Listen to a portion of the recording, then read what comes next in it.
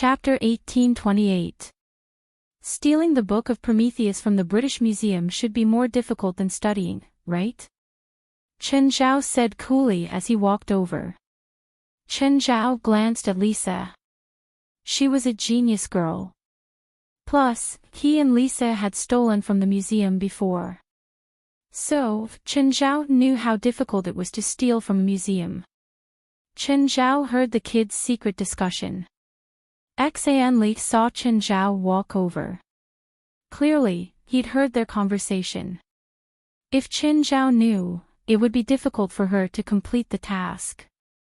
Lisa immediately looked away, afraid that Chen Zhao would notice something. Chen Zhao glanced at Lisa and then at Ruan Faxben. Moore was a hothead. He was also here, but he was definitely a pawn. Moore was a rash young man. Although he was also here, he was definitely being used as a chess piece by someone else. They were definitely acting. They probably wanted to trick Li into finding the golden apple. They were definitely putting on an act. They were probably trying to trick Li into finding the golden apple. They were definitely acting. They probably wanted to trick Li into finding the golden apple. Tricking Li was different from facing Chen Zhao. Ha! I was joking. Ruan Faxben laughed loudly. Li, don't take it to heart. Li clearly thought that it was because of Chen Zhao. Only Ruan would say something sarcastic. Uncle, give me half a year. In half a year, I have to find the golden apple. If I can't find it, I'll go back to school. Li looked at Chen Zhao seriously. After a moment of silence, Chen Zhao said, I can give you half a year, but you also have to agree to 3 of my requests. What requests? First, you have to make a phone call every day. Second, you have to carry a tracking device. Third, you can't kill anyone, Chen Zhao said. If you agree to these 3 requests, I'll give you half a year. If you refuse, you'll have to stay at home obediently. Okay, I agree. Lisa, Ruan Faxben, Moore, since you 3 are so active in persuading Li, follow her. Don't even think about escaping. Lisa's and Ruan's cheeks twitched. This wasn't in their plan. In fact, their goal was to influence Chen Zhao through Li. They wanted Chen Zhao to be part of their plan. In the end, Chen Zhao did intervene, but not in the way they had planned. The two met Chen Zhao's eyes. There was a threatening look in Chen Zhao's eyes. The two of them could only put on a long face and admit defeat. Kellen immediately shouted, Mr. Chen, what about me? What about me? Fuck off. Go find Elite. I have no objections if he agrees. If he has objections, then I can't do anything about it. Mr. Chen, let me go too. Help me talk to my dad. He'll definitely listen to you. Fuck off. Chen Zhao didn't want to get involved in Colin's family matters. After all, Colin not only had Elite behind him, but also his mother, Amy. Moreover, there was a certain amount of risk involved in this matter. Chen Zhao couldn't influence Elite. Not even the slightest bit affected. As the saying goes, better safe than sorry. If Colin was hurt because of this, Chen Zhao would have to bear the responsibility. He didn't want to face his parents' questions. Of course, if Li really wanted to go, Chen Zhao would do his best to ensure her safety. Apart from her personal weapons, Chen Zhao would also contact Mary, the 23rd generation. Mary had wanted to build a good relationship with Chen Zhao for a long time. It was just that in their first few interactions, Chen Zhao didn't have a good relationship with her. So, Chen Zhao believed that the 23rd Blood Mary would be happy to accept this task. Roar! Just then, a cheer came from the stern. Klaus and Elite were standing there. They were both wearing swimming trunks and in a diving position. We agreed that no magic is allowed, Klaus said in a low voice. I don't need magic to deal with you. Portia stood in front of the 3-story fence and watched the commotion below. These people were really energetic. Moreover, they actually dared to swim in the sea under the night sky. Uncle Angelit, Uncle Klaus, I want to compete with you too. Gerlin ran to the two in her swimsuit and stood at the stern. Portia was speechless. She looked left and right, trying to find Qin Zhao. She wanted Qin Zhao to control Gerlin. Wasn't that too much? It was one thing for the two adults to go into the sea at night. Gerlin wanted to join in the fun too. This wasn't Bright Moon Beach. It was the sea with strong winds and waves. Klaus and Angelite's faces darkened too. Compete with Gerlin. It would be embarrassing if they won and even more embarrassing if they lost. Of course, they couldn't lose. Unless Qin Zhao helped them cheat. But Qin Zhao was definitely too lazy to interfere.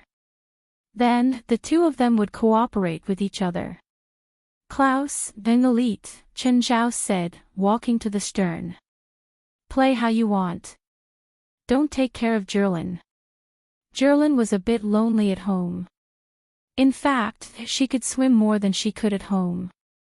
Apart from a few children and King Kong, who was afraid of water, the others could swim and weren't slower than Gerlin. But they all gave in to Gerlin.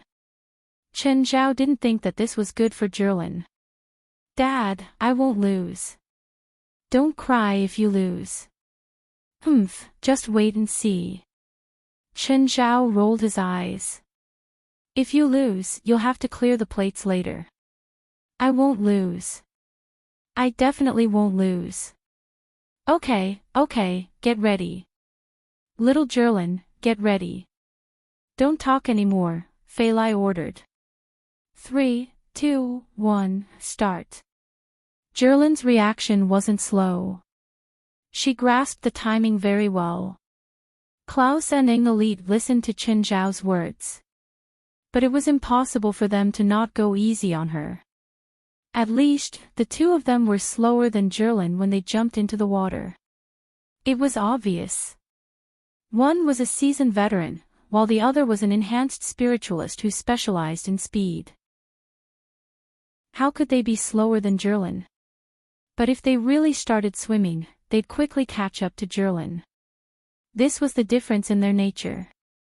Gerlin's physique was good, but that was only relative to children her age. It wasn't that she could be compared to adults now. Of course, in terms of swimming ability, Gerlin was indeed not worse than a regular person. Just then, a wave several meters high rose in front of Gerlin, Klaus, and Angelit. Apart from Portia, everyone knew that it was Qin Zhao. Don't hurt Gerlin, Fei Lai whispered. No, I know what I'm doing. With a splash, Gerlin was slapped into the sea. Klaus and Angelit hesitated for a moment, wondering if they should dive down to save Gerlin. But Qin Zhao waved his hand at the stern. Gerlin was always under his control. He even knew her condition like the back of his hand. Chapter 1829. 10 seconds later, little Gerlin suddenly came out of the water. But he couldn't figure out the direction for a long time. He looked left and right on the surface of the sea, and finally saw the Hydra not far away. But Klaus and Angelit were nowhere to be seen. Little Gerlin felt her nose sting. She secretly wiped her tears. Then she swam toward the Hydra. But Gerlin couldn't catch up to the Hydra yet. Suddenly, Gerlin's feet seemed to touch something in the water. Then the thing lifted Gerlin up so that she could stand on the surface of the sea. Amon. Ah! It's Amon. Gerlin cried in surprise. She hadn't seen Amon in a long time. Although she couldn't see Amon's full appearance. Just from the touch, she could tell that it was Amon. The 5 tiger generals and the dolphin family all felt different. Only when standing on Amon's back could she feel as solid as standing on land. Portia saw Gerlin standing on the surface of the sea. There seemed to be a huge shadow moving under the water. Portia couldn't help but feel nervous. She kept staring at the shadow under Gerlin's feet. The shadow moved all the way to the stern of the Hydra and suddenly sank into the water. Chen Zhao pulled Gerlin onto the boat. "Dad, Amon's back. Amon sent me back just now." "Amon?" Portia's face was filled with confusion. Who was Amon? Is that the thing in the water? It felt bigger than a shark. Was it a whale? Portia was no longer surprised by Chen Zhao's whale rearing. He could even raise sharks, let alone whales. Whales were recognized as more intelligent than sharks. They were the most intelligent species in the ocean. An important factor to judge a creature's intelligence was whether it had rationality other than killing when facing creatures weaker than itself. For example, killer whales would treat prey as toys. This was an expression of rationality. It wouldn't just treat other creatures as food. Perhaps for killer whales, simple survival was too boring. Killer whales were so powerful that they didn't need to think about food anymore. Even the largest creatures in the ocean were on their list of food. So now, they needed to think about how to improve their quality of life. Entertainment was actually a way to improve one's quality of life. After humans were no longer affected by food and the environment, they began to develop further in society. Of course, at the same time, with enough food and a stable environment, human intelligence also began to increase by leaps and bounds. From the perspective of biological evolution, this kind of evolution was natural. The orca's current intelligence and their dominance in the ocean were already close to the primitive social form of humans. However, the killer whale could no longer grow. This was because the development of mankind had caused them to lose the space to grow. If humans were still in a feudal society, perhaps the killer whales would have a chance. However, ever since mankind had entered the stage of technological explosion, their martial prowess had increased by tens of thousands of times.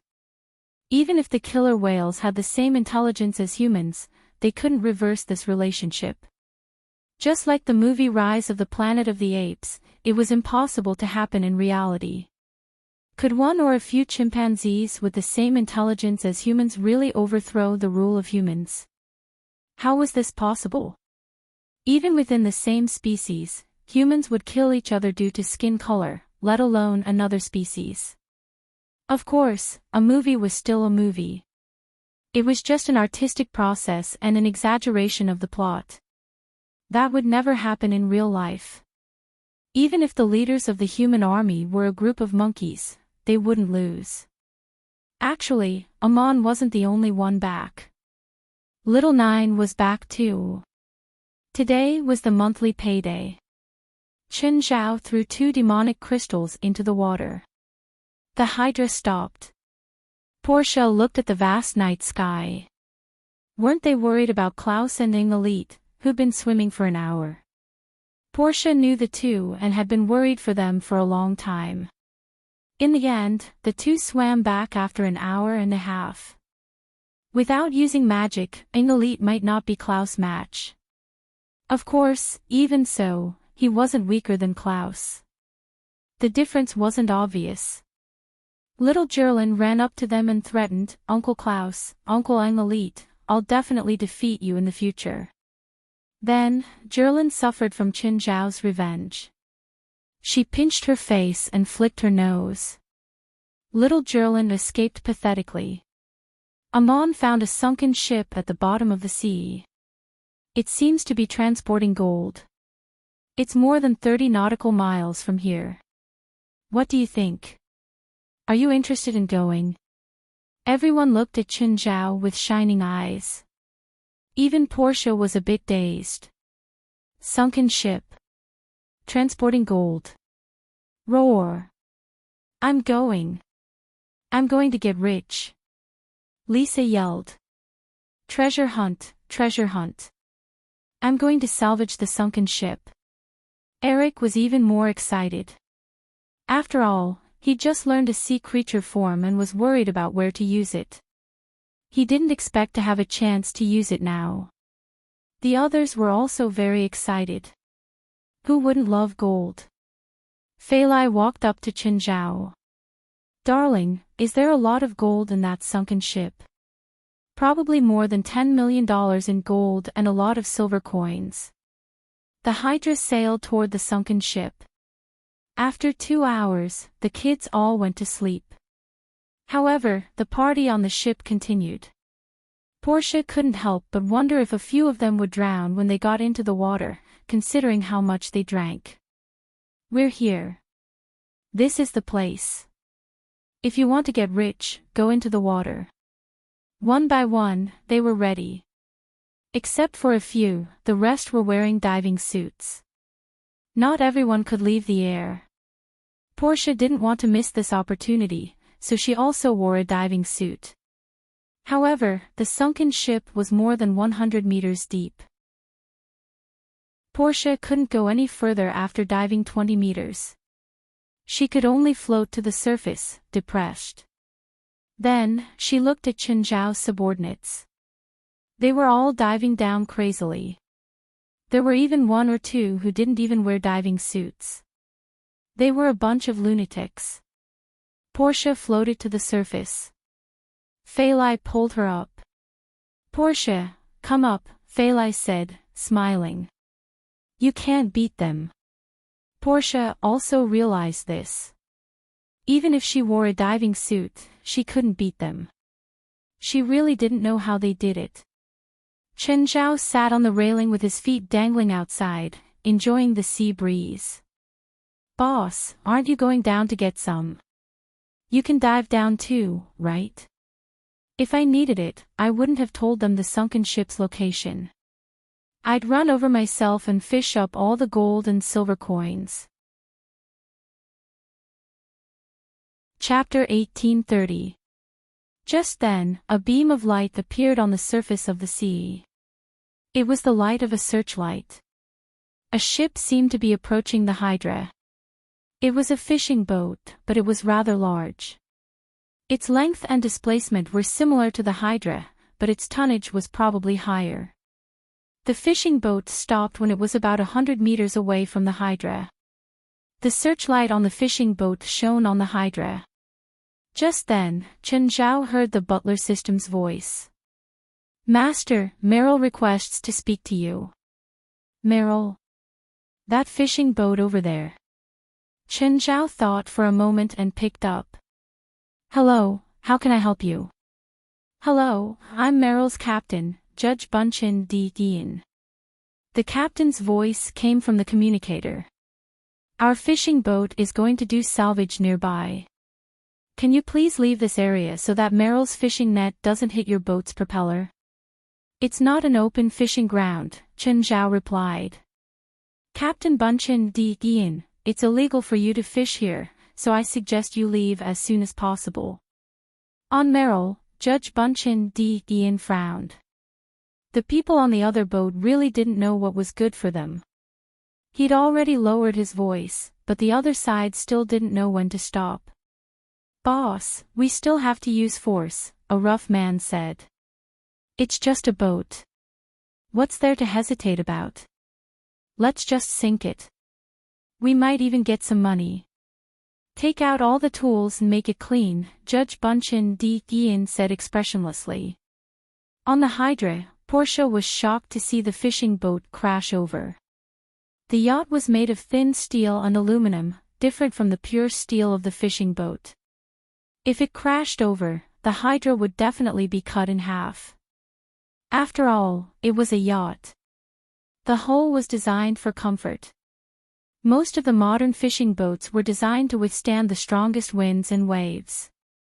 Some boats even had the ability to break ice. As long as they were equipped with an icebreaker, they could crash into the floating ice on the surface. Get out of the way, get out of the way. Portia screamed in fear.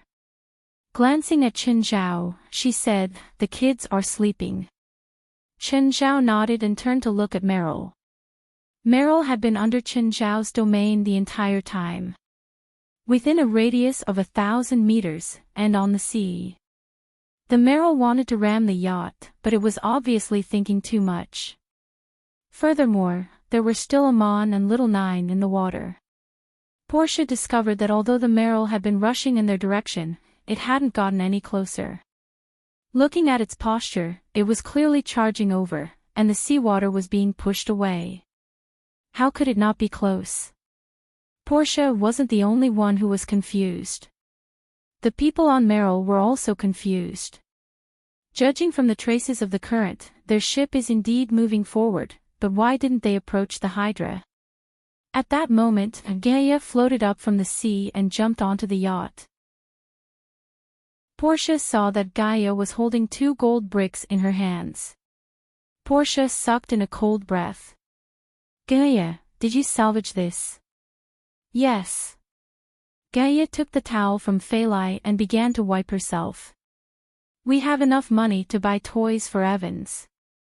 Chen Zhao and Phalai both smiled nonchalantly. Gaia was quite famous in the entertainment industry now. Plus, she had her private business and her famous fitness center.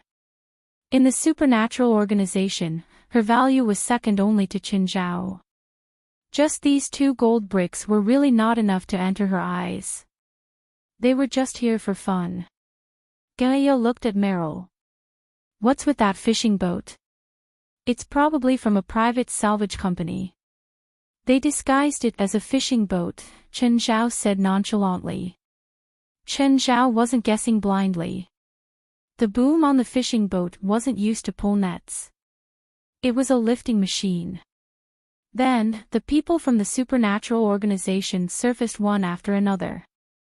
Portia looked at them. Each of them had 1 or 2 gold bricks on them. Her eyes were all red. She didn't have the ability, but these guys were too good at diving. Some of them didn't even need equipment to dive 100 meters deep and then float up with 2 or 3 gold bricks. Boss, if they're from a salvage company, why are they disguised as fishing boats? Portia asked, confused. Of course, Chen Zhao said. Salvage companies have to pay heavy taxes if they salvage a sunken ship.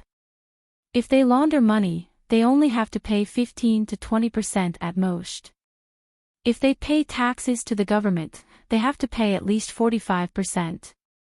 Also, some sunken ships are involved in international disputes. It's very troublesome to sue them in international courts, so they naturally have to disguise themselves as fishing boats. He knew so clearly mainly because he knew Gurette. Gurette's main business was piracy, but she also had other businesses. Salvage companies were one of them. Most salvage companies didn't register their business. Most salvage companies were in the business of salvaging wrecks and wrecks from the 18th and 19th centuries. Both were unpredictable businesses most of the time. The cost of salvaging wrecks was low, and they might not find them. In the past, the number of wrecks wasn't high, but it wasn't low either. They had to search with all their might. They might not even find one in a year or 2. Compared to the cost of searching and salvaging, the items that could be salvaged might not even cover the cost. If taxes were included, the salvage company wouldn't even be able to make a profit. Taking a risk out of desperation was their only choice. At the moment, the people on Meryl were panicking. They realized that no matter how hard they tried, the ship couldn't get close to the yacht. Even at full power, they couldn't move it at all. They wanted to escape, but they couldn't either. The entire ship stayed where it was. What do we do now? Judge Bangchen asked anxiously. He'd been in the salvage business for more than 20 years and had never seen such a strange thing. How about we ask the boss for help, one of his men suggested. Judge Bangchen Dian thought for a long time, but there was no other way. He could only ask the boss for help. Bangchen picked up the satellite phone. Boss, we've encountered some trouble. What trouble? We encountered a yacht that appeared at the location of our salvage operation. We negotiated with them, but they weren't willing to leave. Then Bongchin Di Ian explained the situation to Judge Liu. Yacht? What kind of yacht? A very luxurious yacht with the Hydra logo printed on the hull. Boss, is this a Hydra organization? Chapter 1831. Hey, Gurette, how come you have time to call me? Chen Zhao was surprised by Gurette's sudden call. Is there news from Treasure Island? There's some progress, but we're still investigating, Gurette said. Chen, where are you now? Of course. Why do you ask? At home. On the boat? Gurette asked. Chen Zhao was stunned. He looked at the Merrill in the distance. That fishing boat disguised as a fishing boat is yours. It's mine, Gurette answered honestly. I found it, Chen Zhao said. It's been more than half a year. Got it. I'll have them leave now. Gurette wouldn't suspect that Chen Zhao was targeting her. The two were still in their honeymoon phase. They wouldn't scheme against each other over an ordinary boat. Tell them to leave this area, Chen Zhao said. Chen Zhao let the Merrill go. Portia didn't understand what the fishing boat was doing. It was going to charge over aggressively, but now it turned around and escaped.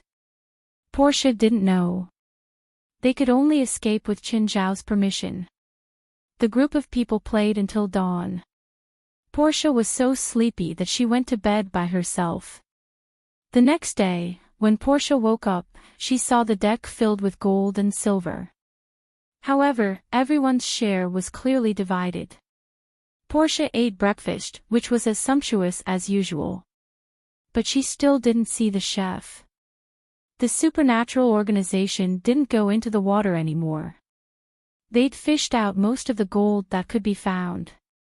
The rest had either sunk into the mud at the bottom of the sea, or they'd been washed away by the current. Then there was some silver. Silver wasn't very valuable. At least, it wasn't high on the market. They didn't want to waste any more time on silver. The Hydra finally returned to the ship. Other than the empty-handed Portia, everyone had a great harvest. The gold bricks all weighed 2 kilograms.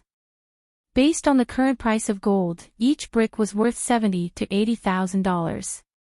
The gold content of these gold bricks was quite high.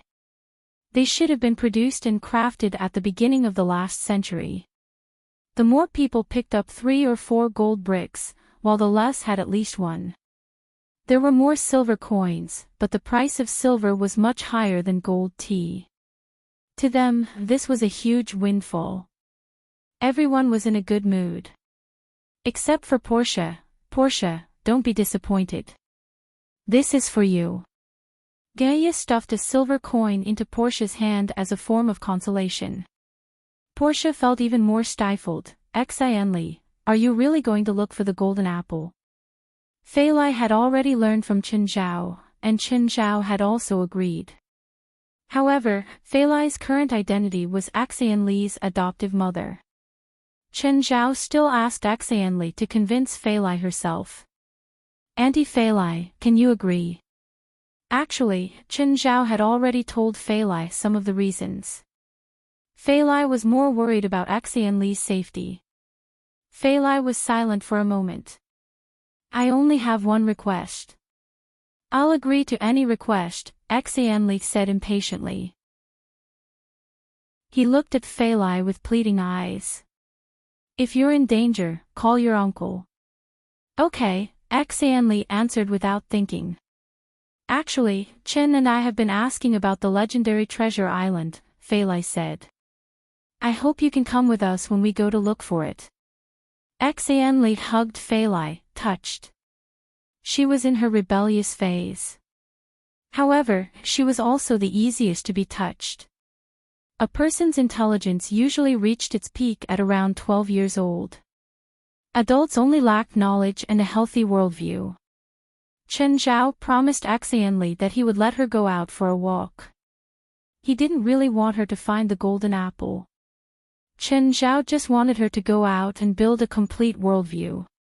Why were university students always muddle-headed for 2 to 3 years after graduating from school? It was because they couldn't build a truly complete worldview in school. This was also why people always joked that society was the best university. However, Chen Zhao's idea was that she had to go to school and train herself. School could impart knowledge and society could train her. Just then, Colin ran in from outside, his face full of excitement. Fei Lai glanced at him. Colin, what are you doing here? Miss Fei Lai, where's Mr. Chen? Here, sunbathing in the yard. Colin saw Chen Zhao lying in the yard. Sometimes, he really felt that Chen Zhao's lifestyle was like that of a cultivator. It was completely the lifestyle of a 70-year-old man. To any young person, sunbathing was unimaginable. Colin ran into the yard again. Mr. Chen. Chen Zhao was dozing off. He pulled down his sunglasses and glanced at Colin. What? Mr. Chen, my dad agreed. Agreed to what? Dad agreed to go find the golden apple with Xianli, Lisa, and Mr. Wang. Elite agreed. Chen Zhao was surprised. What about your mom? She agreed too. I see. I'll call and confirm, Chen Zhao said. Chen Zhao thought that Elite wouldn't agree. After all, Colin was studying at UCLA now. It wouldn't be easy for him to convince his parents. Chen Zhao picked up his phone and called Amy first. Elite was a spiritualist, so it was more likely that he would agree. The possibility of Amy is not high. If Amy had agreed, then Elite should have also agreed. Hey, Amy, it's Chen. Mr. Chen, did Colin go to your place? Colin said that you agreed to let him take half a year off and go find the golden apple. Yes, I agreed, Amy answered. Why? Mr. Chen, didn't you agree to your adopted daughter too? Since you can agree, why can't I? I have my own thoughts. Chen Zhao smiled bitterly. Chen Zhao stood up. He didn't care about his children's grades. He wanted them to have a complete worldview and a correct way of thinking. I think that you'll find a way to protect Colin, Amy said honestly. It's good for him to go out. He's never really left Elite and my side since he was young. I can't completely guarantee his safety. There's actually a certain amount of risk involved in this matter. There's no such thing as absolute safety. Even if you're at home, there's always the possibility of disaster falling from the sky. What does Elite think? He also agreed. Actually, it was Elite who convinced me. Chapter 1832. Chen Zhao had always wondered if the girls and boys in his family had switched personalities. It wasn't just Jerlin and Larissa who were lively and active. Even Mara and Sindora were very active. Unlike the 11 or 12-year-old kids, these kids already had a clear understanding. Mara and Sindora were the youngest of Chen Zhao's adopted children. They still needed their parents' love. Chen Zhao and Fei Lai were their parents now. Chen Zhao and Fei Lai were their parents, so they naturally doted on them. After the first few days of discomfort, they started to show their carefree personalities. Binance was also very carefree, but he liked magic more. Binance was a water magician. Chen Zhao didn't know any, but he could control water. Therefore, he could also give Binance some advice on this point. 11-year-old Kilo had become a fitness maniac. His body hadn't finished puberty yet, but he had to do more training than an adult every day. His training was similar to that of a professional athlete. Didi was the only one in the family. She was a girl from a rich family. At least in the eyes of Asians, she was a typical girl from a rich family. She was shy and introverted. She talked to everyone carefully. She also helped take care of the other kids. Today, after Portia came, Chen Zhao gathered the kids and went straight to Mirror Lake. "Mr. Chen, how come you're free today?" Felwood saw the large group of kids behind Chen Zhao. "They're all my kids.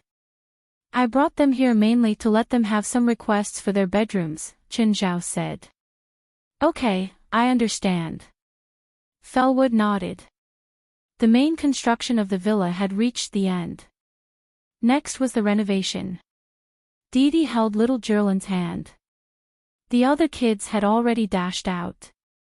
Holding little Larissa in his arms, Chen Zhao looked at the unhurried Dee Dee. "Dee Dee, don't you want to see your bedroom as soon as possible?" "It's okay. I'll be there," Dee Dee said. Although Dadaira was only 12 years old, her calm personality was even more stable than Xian Li's. It wasn't that Chen Zhao didn't like Dee Dee, but he felt that kids should be more carefree. He could even accept Xian Li's rebellious personality. "Dee Dee La, if all those rooms are taken by your younger siblings, don't cry when that time comes. It doesn't matter. There are many empty rooms in this villa anyway." Indeed, this villa was larger than the old one, and there were more bedrooms and functions than the old one. Standing in front of the villa, a few children surrounded a person, one after another, making a ruckus. That person had a look of despair on his face. He was the interior designer in charge of the renovation. It wasn't that he didn't know how to satisfy these children's requests. It was because he couldn't hear their request at all. He wanted to shout at the children to stop, but he didn't dare to. As the company's designer, he also knew that Chen Zhao was the company's super investor. They were all Chen Zhao's children, so he had to take good care of them. "Okay, say it one by one." "Don't be so noisy," Chen Zhao said. "Xian Li, you go first." While the children were pestering the interior designer, Chen Zhao received a call. "Hello, who is it?" "Hello, Mr. Chen." "Hello, Ms. Blood Mary." Chen Zhao immediately changed his tone. "Hello, I'm very happy that you called me. I'm sorry that my assistant had my phone before, so I couldn't answer your call immediately." "It's okay." "Mr. Chen, why are you calling me?" Mary, the 23rd generation's blood, asked. "Ms. Blood Mary, do you have any connections in England?" "What do you plan to do, Mr. Chen?" "My daughter wants to steal the Book of Prometheus from the British Museum." "Ha!" 23rd Blood Mary exclaimed. "Mr. Chen, you won't be involved, right?" "No," Chen Zhao said. "Mr. Chen, you want me to help your daughter steal the Book of Prometheus?" 23rd Blood Mary was troubled. She was indeed very authoritative in Europe, but it didn't mean that she could do whatever she wanted. Moreover, England was one of the top countries in Europe in terms of national power and influence. 23rd Blood Mary's greatest influence was in the spiritual world, not the political world. Moreover, the British Museum was a national museum. Even 23rd Blood Mary couldn't help. "No," Chen Zhao said. "I don't plan on asking you to help either." If he needed help, Chen Zhao wouldn't ask anyone else. After all, he wasn't that familiar with 23rd Blood Mary. "I just hope that you can help me monitor my daughter's group," Chen Zhao said. "If there's anything exposed, help me cover it up." Of course, 23rd Blood Mary agreed without hesitation. So she was just helping to clean up some traces. 23rd Blood Mary quickly understood Chen Zhao's intentions. Chen Zhao wanted Xian Li to go out and explore, not have them seek death. Xian Li, Kalon, Moore, and Lisa had been together every day for the past few days. They discussed the information they'd gathered. Ruan Faxi was also actively preparing for the match. He wasn't going to find the golden apple. He was going to be a babysitter. Thinking of this, Ruan Faxi felt a headache coming on.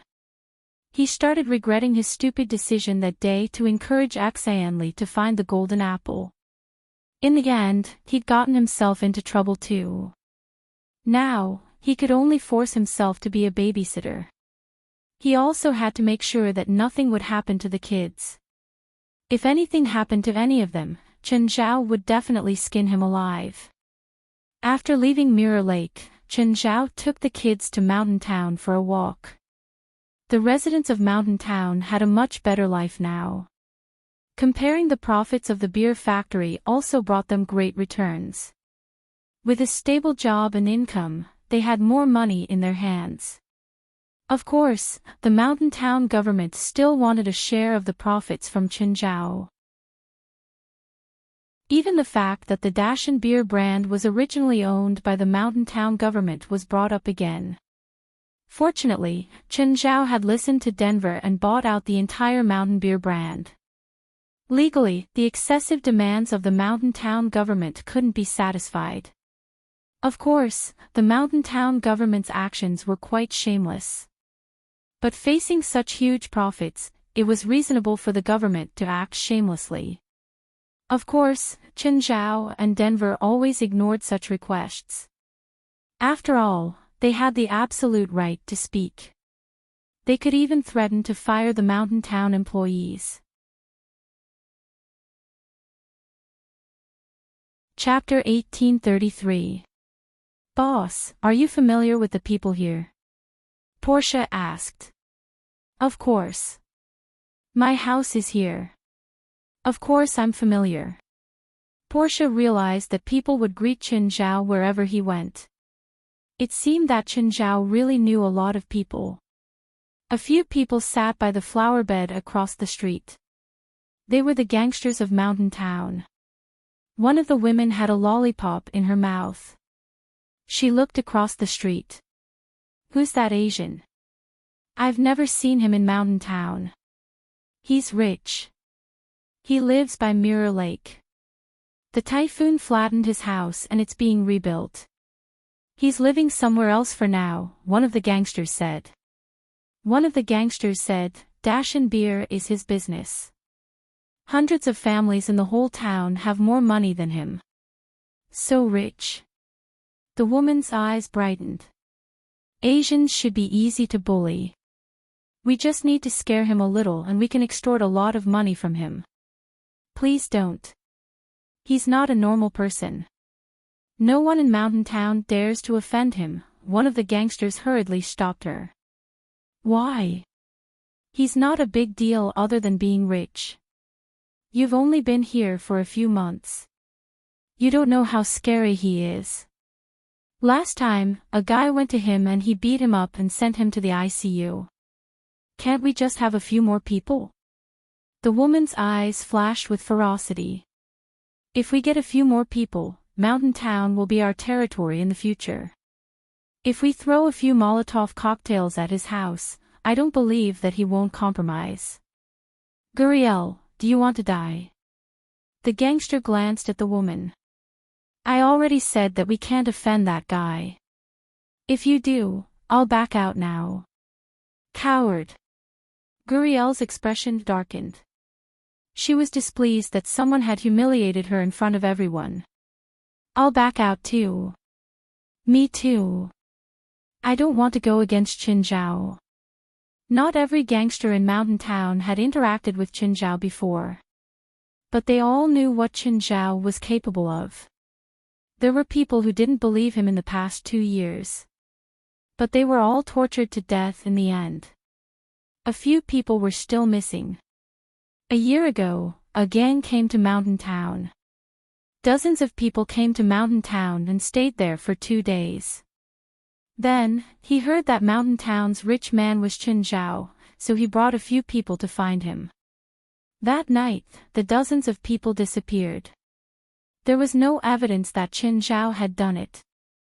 However, the residents of Mountain Town all thought that it was Qinzhao who did it.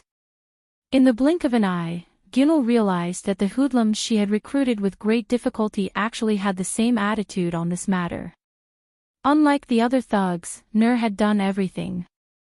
He had been an assassin for a gang, a mercenary, an informant for the police, and a bounty hunter.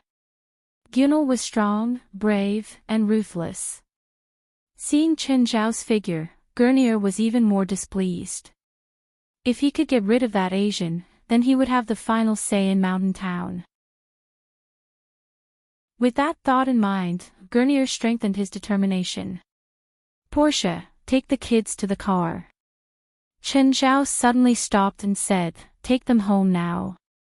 Boss, what are you doing? I suddenly remembered that I have something to do, Chen Zhao said. What is it? Why are you asking so many questions? Chen Zhao rolled his eyes at Portia. Uncle, do you need me to stay and help? Didira asked. Among all the people, only Didira knew what was going on. Chen Zhao patted Didira's head. No need. Go. Portia had a strange expression. What was Chen Zhao going to do? Didira actually asked if Chen Zhao needed her help. This family was full of strange things. Portia sent the group of children to the MPV and drove away. Didira, what's your uncle going to do? Nothing. Didira lowered her head and sank into her own world again. Xanli was also curious, but she didn't ask now. Xanli knew about Didira's specialness. Didira wasn't a witch, but she had a special bloodline. She had the legendary clairvoyance and clairvoyance. If visibility allowed, she could see a bug thousands of meters away. As long as the environment was quiet, she could hear murmurs thousands of meters away. Didira, do you need help? Xanli asked. Not really, Didira said. Didira had asked Chen Zhao if he needed help. She just pitied the woman called Gyur. That woman called Nur had obviously picked the wrong target. Suddenly, Gyur realized that Chen Zhao, whom she'd followed all the way, had suddenly separated from his kids and turned toward her. With a smile on his face, Chen Zhao stood before Gyur. Gyur's heart skipped a beat. She had a bad feeling. Gyur looked around carefully. There were no passers-by. There were no cameras here either. Gyur's plan was to attack in a more secluded place.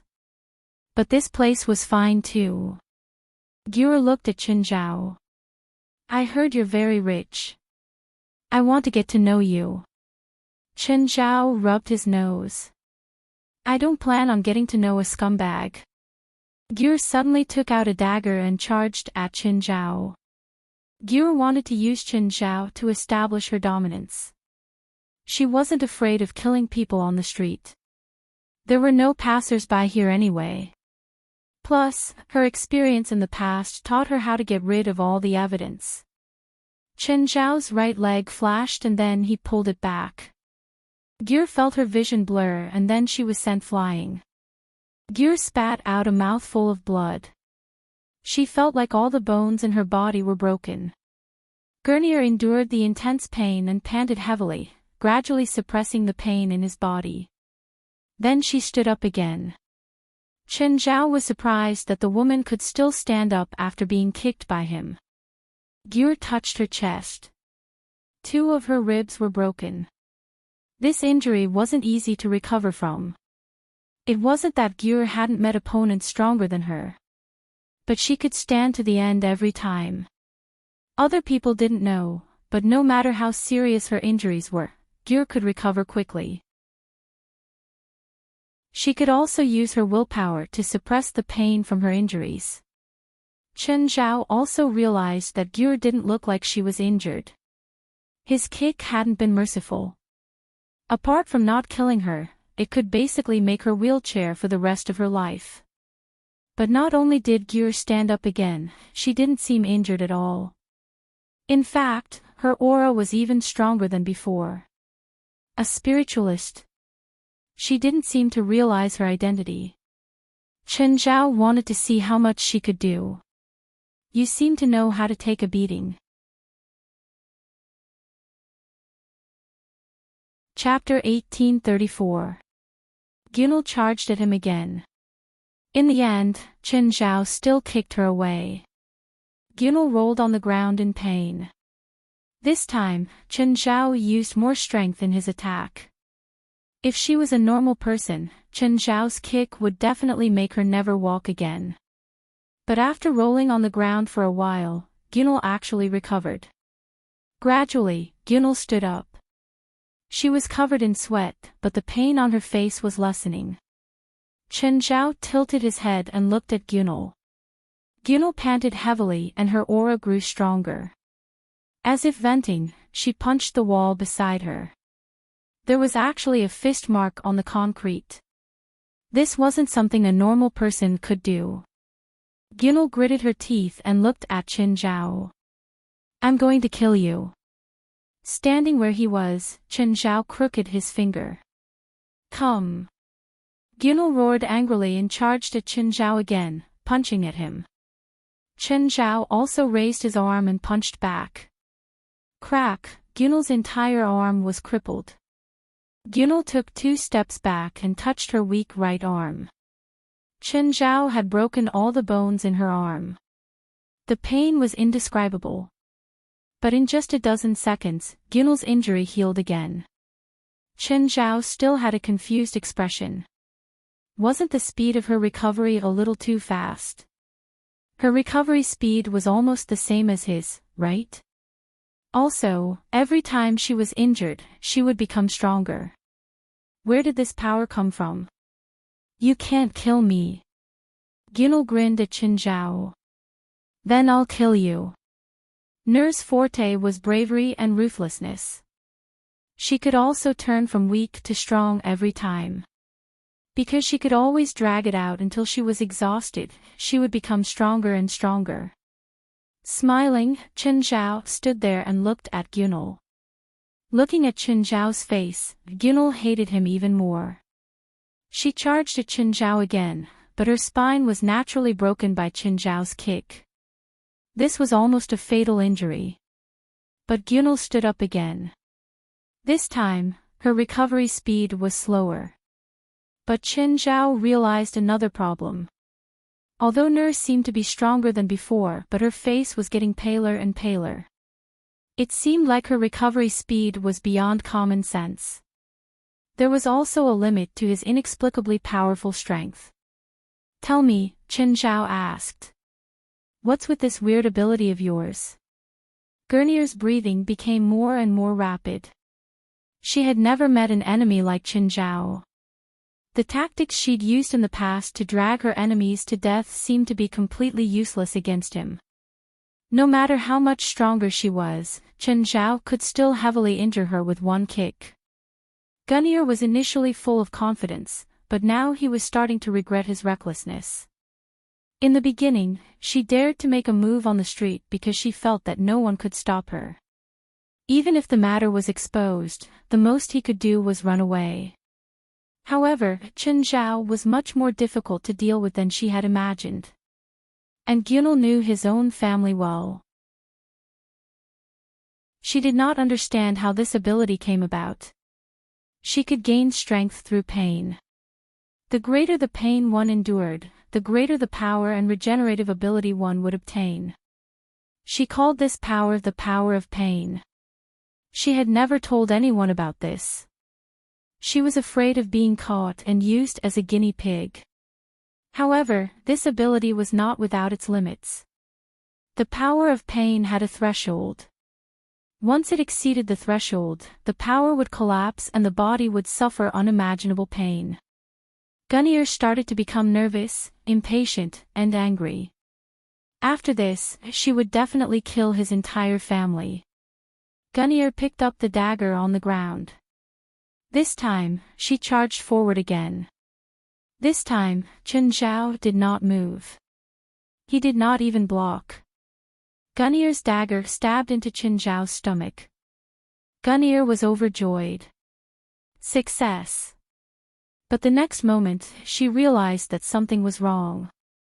She did not feel like she had stabbed into flesh. Chen Zhao did not dodge or block. He actually wanted to know how strong Gunnir was. Gunnir looked up and saw Chen Zhao looking down at her. Chen Zhao still had a smile on his face. Gunnir stabbed again. The result was the same. Gunnir's dagger was probably as strong as an automatic rifle. Chen Zhao reached out and pinched Gunnir's mouth.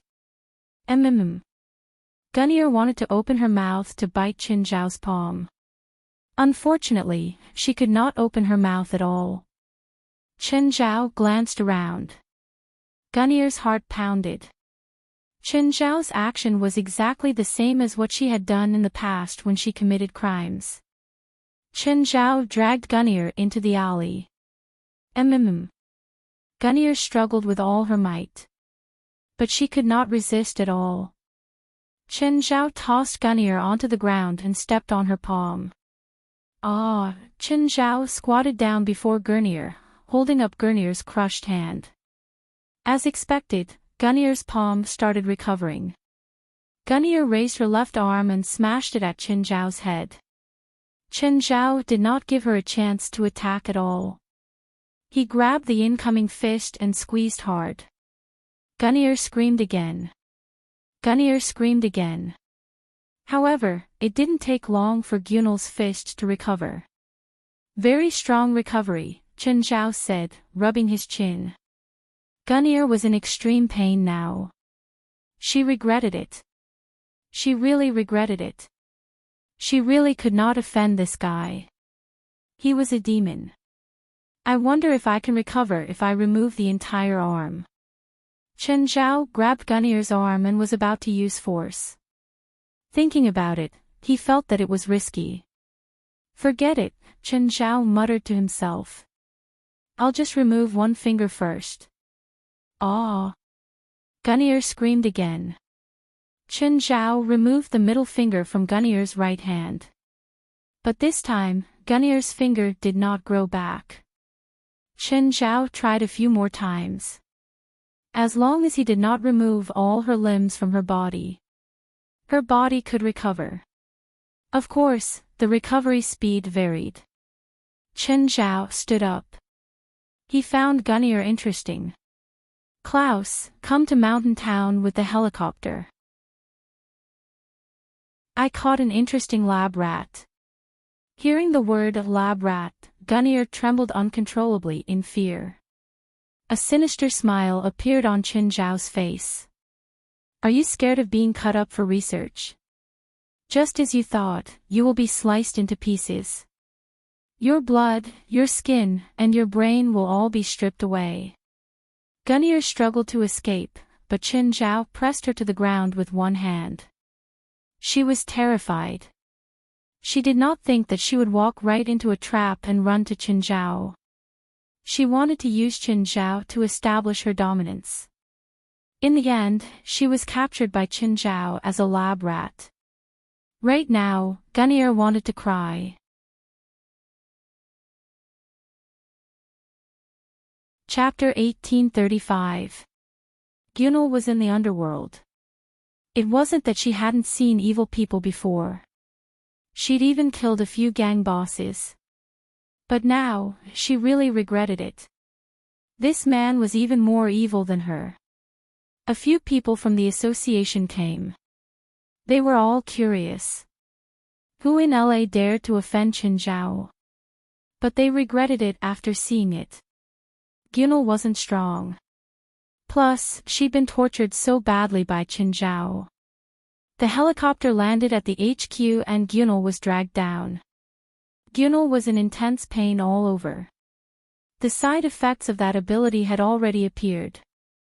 The power of pain was spreading throughout her body. Gunnir was tough and didn't make a sound. A few people from the HQ came over.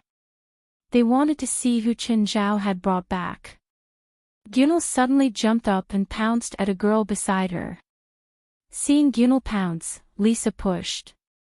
A surge of energy burst forth from her palm. Gunnir was sent flying. Gunnir was dumbfounded. She didn't understand what had happened at all. How could a girl be so scary? Chen Zhao smiled but didn't say anything, even if he could have stopped it just now. Even if he could have stopped her, he didn't. Apart from Aduz, everyone here could beat Gunal up. Even if it was Aduz, he still had a bunch of ferocious evil spirit followers. Chen Zhao smiled at Gunal. Stand up. Don't play dead. Gunal stood up slowly. Gunal's eyes flashed. She seemed to want to fight one last time. The people around him looked at Neil with mocking eyes. Gunal felt extremely embarrassed. What exactly do you want? You messed with me first, Chen Zhao said calmly. Gunal looked left and right. Everyone was watching the show. Everyone was watching her make a fool of herself. You're breaking the law, Gunal said after a long while. Everyone roared with laughter. Gunal was embarrassed too. In the past, it was her enemies who said this to her. But today, she was forced to say such words. If Chen Zhao cared, he probably wouldn't have kidnapped her here. Everyone here clearly didn't care about worldly laws. Even the girl who'd sent her flying had a sneer on her face. Just then, Ruan Faxben walked out. Yo, President, where did you find such an ancient clan? Primordial clan. What ancient family? Chen Zhao asked, confused. To put it bluntly, he's a person of ancient bloodline, Ruan Faxben said. The most direct way to tell is his green pupils. Everyone looked at Neil's eyes. Sure enough, her eyes were green. The primordial clan originated in ancient Egypt. They were actually a branch of humans, but because they were stronger than ordinary people, they threatened the position of the rulers. In the end, they were slaughtered by ordinary humans. However, among ordinary people, there would occasionally be one or two people with atavism, Ruan Faxben said. This was the first time Neil had heard of it. The origin of his special ability. So he's special. Chen Zhao narrowed his eyes at Nur. Compared to ordinary people, of course it's special.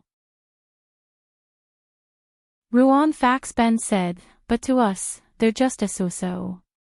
The primordial clan is our kind. They're not much stronger than us. Their strongest ability is to suppress pain and turn pain into power. In ancient Egypt, they formed a powerful undead army, but they don't have true immortality. They'll still die from fatal injuries. Neil understood. These weren't ordinary people either. President, give her to me, Ruan Faxben said. You like this type? Ha. I just want to use her for an experiment. After all, the primordial clan is rare. Gurnier shuddered. He looked at Ruan Faxben's messy hair, face full of stubble, and clothes that were also messy and stained. He looked like one of those perverted scientists in movies and TV dramas. Coincidentally, I want to do an experiment, Chen Zhao said. Give me a copy of the data when it's out. No. I don't want to be a lab rat. I'll agree to whatever you want me to do. I'll be your subordinate. Don't make me an experiment subject. Neil begged. Sorry, I don't need it. Chen Zhao looked at Neil with a smile. Neil pounced at Chen Zhao. She wanted to fight with all her might. But the next moment, a black chain drilled out of the ground and wrapped around Neil. Ruan Faxi pointed with his finger and Near was pulled to the ground. Little rat, don't mess around. Chen Zhao was surprised. One of the 4 pillar kings of the Roma had used this spell last time too. It seemed to be called Hell's Chain. But that wasn't strange. Ruan Faxi knew a lot of random spells. Just then, Portia called. Hey, Portia, what's up? Ms. Alex said that she needs you to go over and sign the contract. The sooner, the better. Okay, I got it. Chen Zhao hung up. Glancing at the dragged Neil, he turned to leave. Ruan Faxben held the other end of the chain. Neil was completely restrained and couldn't use any strength. Do you know a human? Ruan Faxben asked.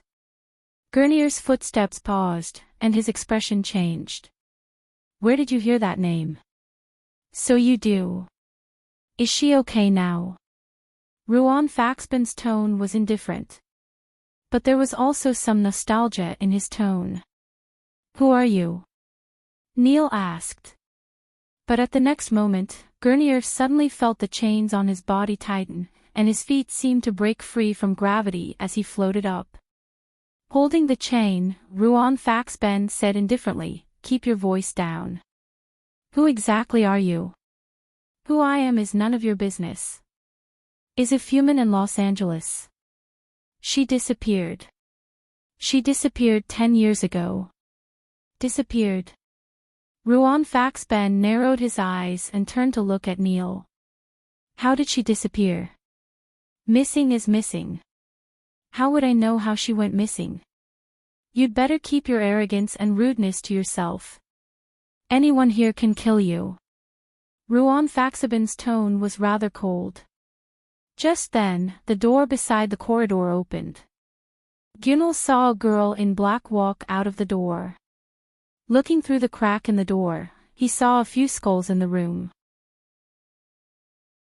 Hellis glanced at Gunal indifferently and then at Ruan Faxben. You're disturbing me. I'm sorry, Helith. Ruan Faxi was a little respectful towards Helith at first. Hellis's gaze fell on Neil. Very good material. Ruan, how about giving her to me? Sorry, she's the president's trophy. He asked me to experiment on her. Chapter 1836. When Gunal faced Helith, he felt a chill down his spine. The girl looked young, but there was a hair-raising awe-inspiring aura between her brows. Helith had a pitiful expression and licked her lips. What a pity. If only I could turn her into a specimen. You know the ancient family too? Yes, I've met one before, Helith said. Ha! There are very few ancient families now. Where did you meet one?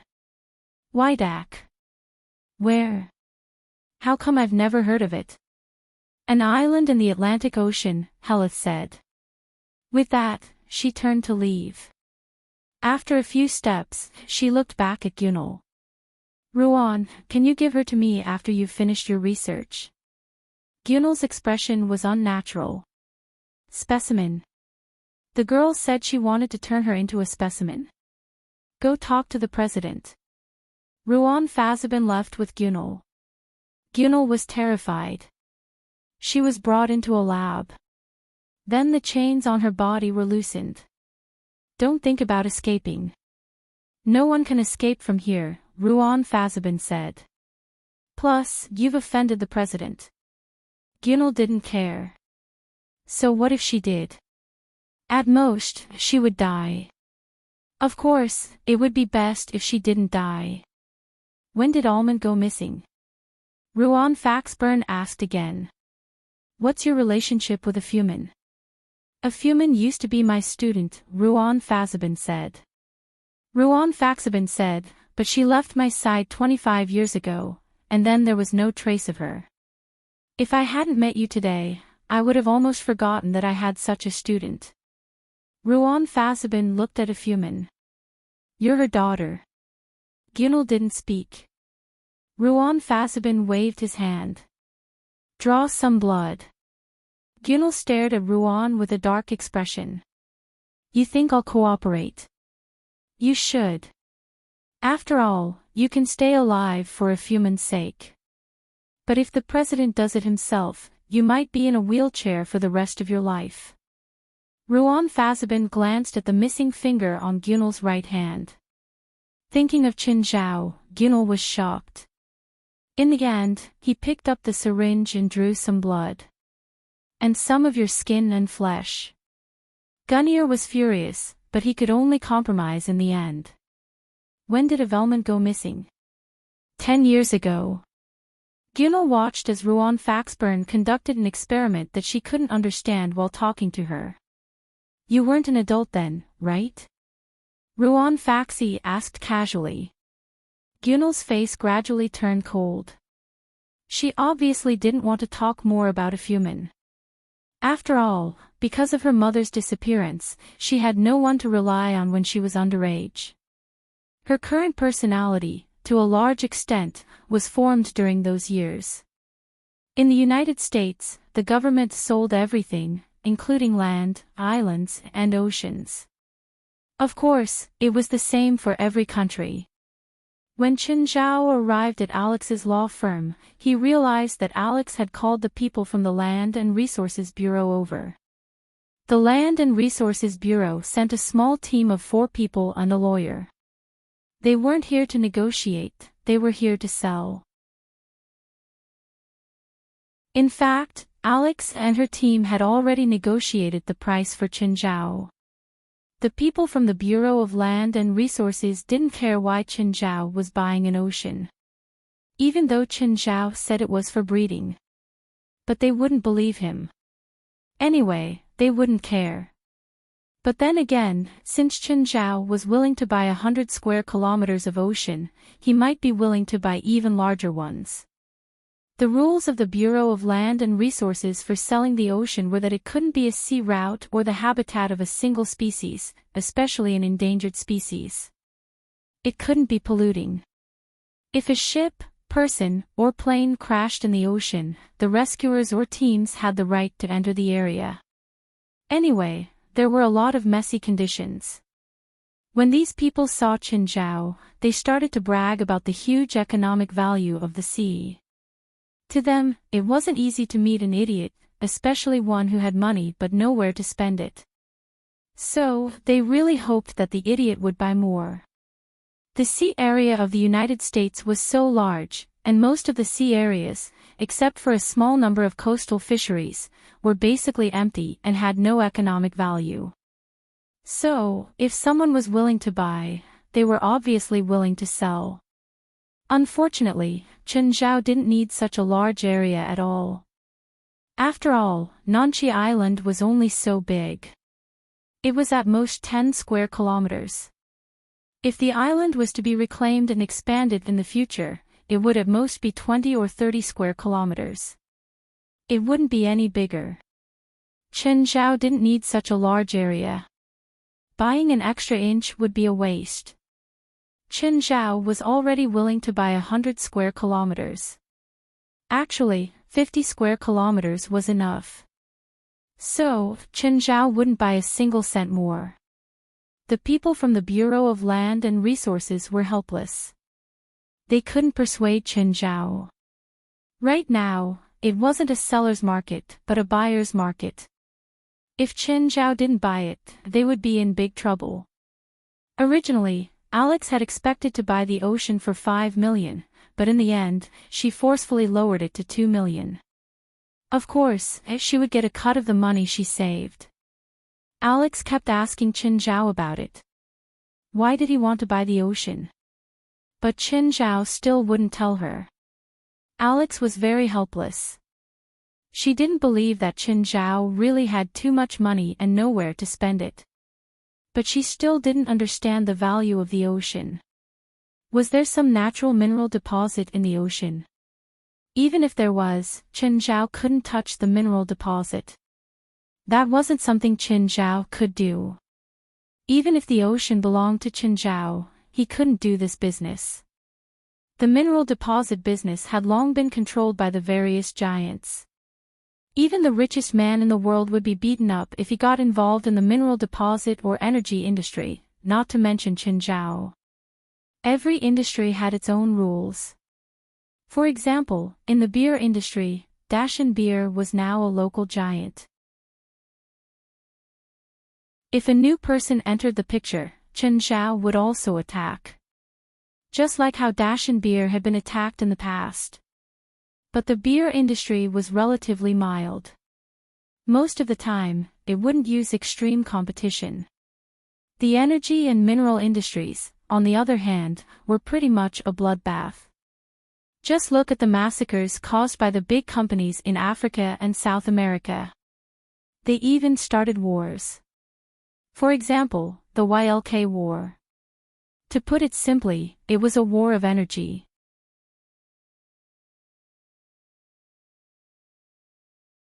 Chapter 1837. As soon as Chen Zhao walked out of Alex's law firm, 2 bodyguards in black approached him. Mr. Chen, we were sent by Ali Rodriguez Alexander. She hasn't been feeling well recently. We hope you can take a look at her. With that, one of the bodyguards handed Chen Zhao a check. Sure. Chen Zhao looked at the number on the check and agreed without hesitation. Chen Zhao was indeed very rich now, but capitalists were greedy and insatiable. Ali Rodriguez Alexander gave him a price he couldn't refuse. Chen Zhao went to Ali Rodriguez Alexander's luxurious manor without hesitation. Ryder returned to Ali Rodriguez Alexander's side. The last time Chen Zhao saw her, she was still in prison. Ali Rodriguez Alexander was sitting on the same chair as when they first met. Ryder nodded slightly at Chen Zhao. It was a greeting to Chen Zhao. Mr. Chen, hello. We meet again. Hello, Miss Alexander. Chen Zhao sat beside Ali Rodriguez Alexander. Are you feeling unwell this time? The last time I woke up after being in a coma for 3 days, I felt that I couldn't sleep. Recently, I needed about 48 hours to fall asleep, and the sleep time was very short. I went to the hospital to see a doctor, and the doctor said that it might be a physiological disorder caused by the hormone drugs used during the coma, or it might be because the toxins are still in the body. At present, the hospital can't give an accurate answer. Ms. Alexander, have you had any episodes recently? Are these the symptoms of ALS you mentioned? I don't think so. Ali Rodriguez Alexander stared at Chen Zhao. She wasn't sure if she had fully recovered. After all, ALS was a disease that was hard to detect and prevent. Once it was discovered, it might be in the middle or late stages. Ali Rodriguez Alexander's current state was also very strange. It didn't matter if she was fine or not. Chen Zhao also wanted to see how Ali Rodriguez Alexander was doing. After all, in order to expel the poison from her body, Chen Zhao had fed her the perfect crystal mixture and injected a bit of immortal power. Chen Zhao wasn't sure what would happen if immortal power entered a normal person's body. Chen Zhao checked Ali Rodriguez Alexander's body. That wisp of immortal power was still in Ali Rodriguez Alexander's body. It hadn't been consumed, but it hadn't strengthened either. Chen Zhao was surprised. He didn't expect the immortal power to still be there. One must know that this trace of immortal energy was as insignificant as a matchstick. But immortal power actually existed in Ali Rodriguez Alexander's body. The immortal power wasn't constantly maintained in Ali Rodriguez Alexander's dantian, but automatically circulated in her body. It was this trace of immortal power that kept Ali Rodriguez Alexander in a state of excitement. It's fine, Chen Zhao said. Since you can't sleep, then sleep less. Don't take any tranquilizers. Your body is fine, so don't worry. Hearing that, Ali Rodriguez Alexander heaved a sigh of relief. Chen Zhao realized that the wisp of immortal power was not ordinary qi. It was more like a key that unlocked a certain switch in Ali Rodriguez Alexander's body. Chen Zhao fell into deep thought. Ali Rodriguez Alexander's potential should have been unlocked by the immortal power. According to current scientific inference, there is some kind of switch in the human body. Once this switch was turned on, one would be able to surpass ordinary people. All the attributes of the body would increase. Chen Zhao thought of Ner, the primordial family. Could the primordial family be the evolved version of humans? If the immortal power in Ali Rodriguez Alexander remained, would she evolve into the primordial family? Mr. Chen. What are you thinking about? Is there something wrong with my body? Ah. Sorry, Chen Zhao said. I was distracted. Don't worry, you're very healthy. Even healthier than I expected. Is it really okay? Ali Rodriguez Alexander was still a bit worried. After all, Ali Rodriguez Alexander was already at the age of knowing her destiny. However, her body was uncharacteristically excited, her appetite increased, and her athletic ability increased. If she was a young person, she definitely wouldn't think too much. But now, Ali Rodriguez Alexander was an old woman. She wondered if this was the final radiance of a setting sun. Rydra had also examined Ali Rodriguez Alexander. She also realized that Ali Rodriguez Alexander was a bit too healthy. Thus, she didn't dare to jump to conclusions. That was why she suggested Ali Rodriguez Alexander find Chen Zhao. If there was a doctor in the world that Ali Rodriguez Alexander could trust, it was undoubtedly Chen Zhao. Chen Zhao's answer was the same as Rydra's. Ali Rodriguez heaved a sigh of relief. Now, in Rydra's eyes, Chen Zhao was the most authoritative person. Ali Rodriguez Alexander wanted Chen Zhao to stay for dinner. But Chen Zhao still refused. Ali Rodriguez Alexander walked Chen Zhao to the door. Chen Zhao glanced at the manor and said, "Go somewhere else. This place is good, but the air quality is average." Of course, Chen Zhao was just being perfunctory when he said the air quality was average. What Chen Zhao was really dissatisfied with was the thin spiritual energy here. If Chen Zhao fought with others here, his endurance would decrease by at least half. The air quality here is average. But the greenery here is great. It's relative. You can find a better place. Chen Zhao didn't explain further. If it was a normal client, Chen Zhao wouldn't even bother to say so much. For a normal person, moving was a big deal. But for Ali Rodriguez Alexander, moving was just a matter of a word. Chen Zhao thought of the land that Stephen had bought. That piece of land was really good with feng shui. Mr. Chen, do you have any recommendations? Chen Zhao shook his head with a smile. I'm not good at this, but it's easy to tell if a place has good air quality. Like Mr. Chen's Mingyue Villa. Ali Rodriguez Alexander said, smiling. Your place is really hard to leave. Ali Rodriguez Alexander could clearly feel the obvious difference between her manor and Chen Zhao's Mingyue Villa. Ali Rodriguez Alexander thought that it was because of the environment. The view was wide and the sea breeze blew. The air from the sea was unpolluted.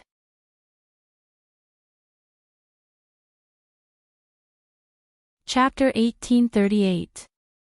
As soon as Ellie and Chen Zhao reached the door, they saw a car drive in. An old man in his 50s hurriedly got out. The old man seemed to be in a hurry. His face was full of anxiety. Ms. Alexander, can you give me 3 minutes? Just 3 minutes. Seeing this, Chen Zhao said to Ali Rodriguez Alexander, I'm leaving. Ellie was a bit unhappy with the old man's request, but she still bid farewell to Chen Zhao peacefully. Chen Zhao glanced at the old man, nodded slightly, and turned to leave. The old man seemed to have something to ask of Ellie. When Chen Zhao's car drove out of Ellie's manor, he saw the old man's car drive out too. It seemed like Ali Rodriguez Alexander had only given him 3 minutes. When Chen Zhao got home, Xianli and Lan were huddled together, discussing something. Chen Zhao's face darkened. He hadn't even hugged his daughter properly and she was already with a pig, right? Chen Zhao eavesdropped on their conversation. They were all talking about the golden apple. Chen Zhao sat beside the two. When do you plan on leaving? Uncle. Xianli glanced at Chen Zhao. We're still searching for more information about the golden apple. Did you find anything? Nothing. Seems like we really need the Book of Prometheus to unlock the secret of the golden apple. I have high hopes for you. Uncle, aren't you going to stop us from stealing the Book of Prometheus from the British Museum? Oh. Then don't go. Uncle, how can you go back on your word? See? I tried to stop you, but you threw a tantrum. What's there to stop? Chen Zhao shrugged. It's fine as long as you don't kill anyone. It's best if you can limit the impact to something that can be settled with money. Xan Li actually felt embarrassed. After all, Chen Zhao had already said that. He even considered how to clean up after Chen Zhao in the end. Boss, I'll take the afternoon off. Portia walked to Chen Zhao. For what? There's an audition in the afternoon. Mr. Stephen recommended me. Alright, you can go. Portia left in a hurry. She had to prepare for the audition. He didn't have anything to do in the afternoon, so he planned to walk around UCLA. However, Xan Li and Kalon probably couldn't handle so many kids by themselves, so Chen Zhao planned to bring them along. Chen Zhao brought a bunch of kids to school and attracted some attention. Chen Zhao brought the kids into Wright's office. They directly occupied Wright's office. Chen, where did you kidnap so many kids? Wright was speechless at Jerlin, who had already climbed onto her desk. Grandma, do you have games on your computer? Jerlin looked at Wright with watery eyes. Wright looked at Chen Zhao helplessly. They're all children I adopted. Chen Zhao shrugged. Just then, KG Sayer walked in. When he saw Chen Zhao, his expression darkened. But when he saw the large group of children, he couldn't help but be stunned. Headmaster. Yes, what is it? The volleyball club needs to buy some equipment, so we hope to get some funds, KG Sayer said. This is the application form. Chen Zhao didn't speak at the side. After KG Sayer left, he finally spoke. Right, I asked you to help me find out about this woman. Have you figured it out yet? KG Sayer's hostility toward Chen Zhao was very obvious. But Chen Zhao didn't even know her. So, Chen Zhao had always been curious about what kind of grudge this woman had against him. It's none of my business. Solve your own problem. Why don't you ask her directly? Wright didn't plan to help at all. Instead, she gloated. Tell me the truth. You really don't know her. Could it be that you slept with her before? Chen Zhao rolled his eyes and glared at Wright. Do you believe that I'll bring them here every day? It's okay. I like kids. You better come a few more days. Clang, Wright's cup on the table hit the ground and shattered. Jerlin stuck out her tongue. Grandma Wright, sorry. It's okay. Wright's face twitched. Crack, suddenly, Kilo held a bunch of flowers in his hands. Kilo looked at Wright, his face bright red. Wright's jaw dropped as she stared at the flower in Kilo's hand. Sorry. Grandma Wright. I accidentally pulled the flowers out. Kilo wasn't very familiar with controlling his power. It was mainly because he was still growing. His increase in power was very unstable. Sometimes, his strength would suddenly increase without rhyme or reason. Wright wanted to cry. That was her favorite daffodil. In the end, Kilo pulled it out directly. Chen Zhao walked over and snatched the daffodil from Kilo's hands, then stuffed it back into the pot. It's okay. Grandma Wright won't blame you. Wright really wanted to roar, but with her temperament, she managed to restrain the anger in her heart. She just stared at Chen Zhao with a murderous gaze. Okay. Looks like Grandma Wright is a little angry. Let's go. Chen Zhao tricked Wright and left with the kids, chuckling. Kalon brought Xan Li and the other kids to walk around the school. Chen Zhao carried little Jerlin and little Larissa. Dee Dee also followed beside him. Just then, Lit Grove walked over. Grove. Teacher. Lit Grove was also surprised to see Chen Zhao. What's wrong? You look down. Nothing. Lit Grove shook his head. But judging from his expression, something had clearly happened. Then treat me and the kids to dinner tonight. Smiling, Chen Zhao looked at Little Grove. Lit Grove's face turned purple. Teacher. I'm a bit short on money recently. What's wrong? Isn't your dad a superstar? You're short on money. In Chen Zhao's impression, Lit Grove had always been generous. Plus, he wasn't working in the morgue anymore. He was a real intern. Teacher. If I want to borrow some money, will you lend it to me? Lit Grove asked, his face bright red. How much? Chen Zhao asked, taking out his wallet. $10 million. What? $10 million. What do you need $10 million for? Chen Zhao stared at Lit Grove in shock.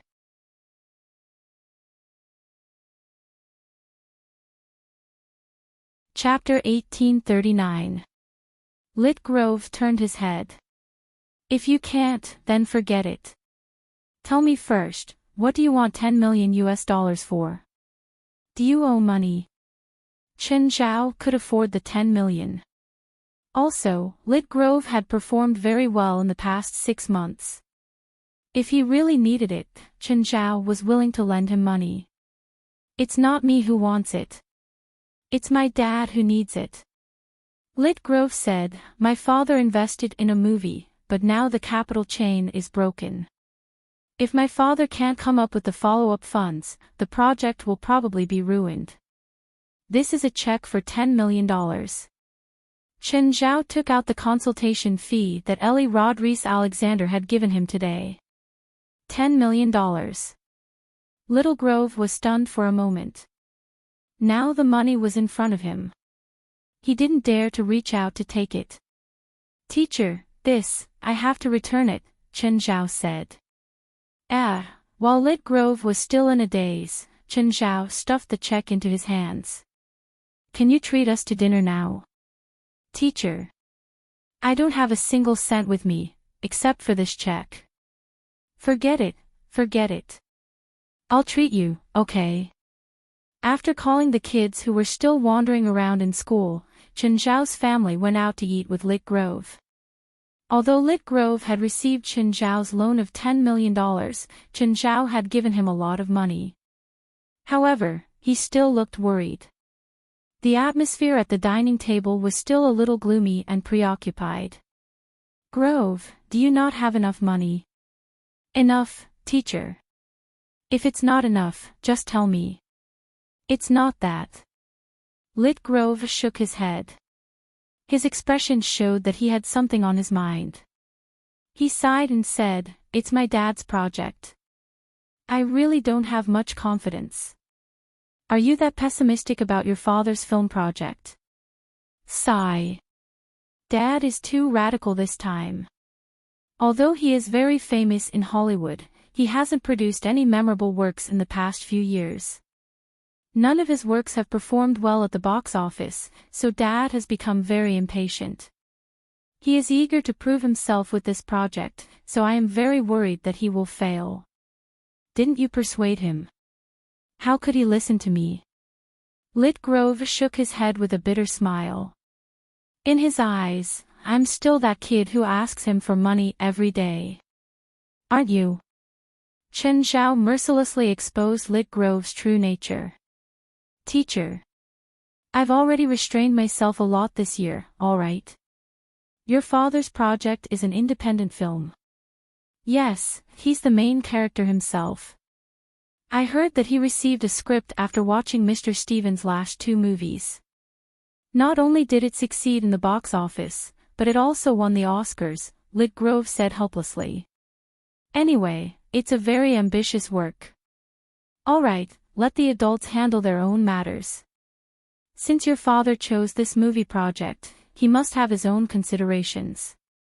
After all, he's more professional than you. Chen Zhao could only comfort Ritter Grove with these words. After all, Chen Zhao had been in the film industry before. More or less, he knew some inside information about movies. No company or project could guarantee the success of a movie. Even Steven was known as the king of the box office and the king of directors. But every one of his own movies was treading on thin ice. Even he wasn't confident, let alone others. There were many factors that contributed to a movie's failure. Even the successful movies in history might not succeed. Another director might not be able to do it either. But movies that failed in the box office all had one thing in common: they were ugly. The public didn't like it. Most independent movies had this problem. A movie with a plot that wasn't friendly to ordinary audiences would definitely fail in the box office. So, sometimes, professionals might not have more accurate eyes than ordinary audiences. Just like the Cloud Map from a few years ago. That movie was made by the Wachowski siblings, the directors of The Matrix.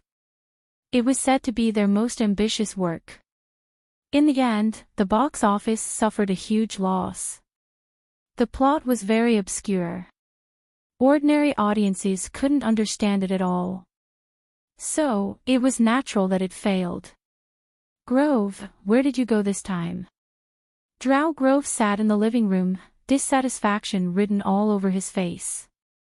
You're not young anymore. You should learn to be independent and not go out to play every day. I'm at school all day today, Lit Grove retorted. Lit Grove retorted, please don't vent your unhappiness at work on me. I'm your father. Drow Grove's voice suddenly rose. Indeed, everything had been going wrong for him recently. He had run into a wall everywhere he looked for investments. This made him suppress an unknown anger in his heart that he had nowhere to vent. Lit Grove took out the check. Here's $10 million.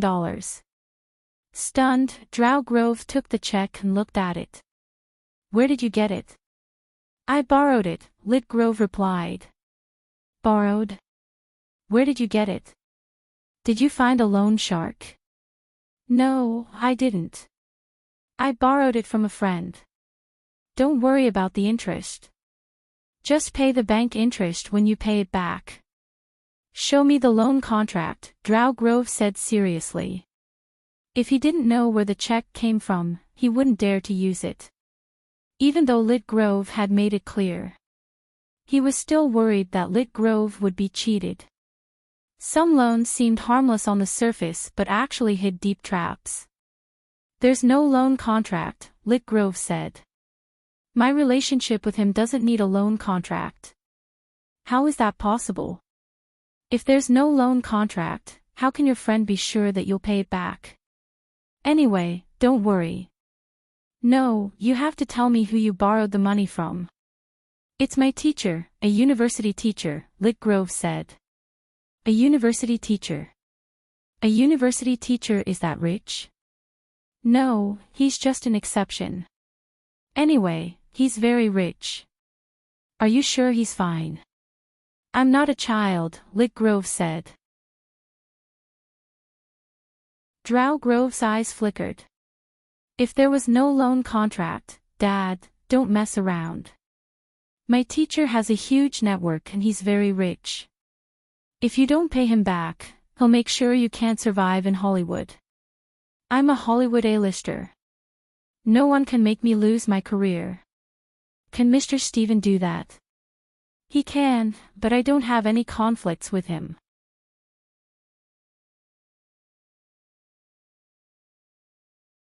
Chapter 1840. He can get Mr. Steven to ban you. Trust me, as long as he asks, Mr. Steven will make you disappear from Hollywood forever. Your teacher knows Mr. Steven.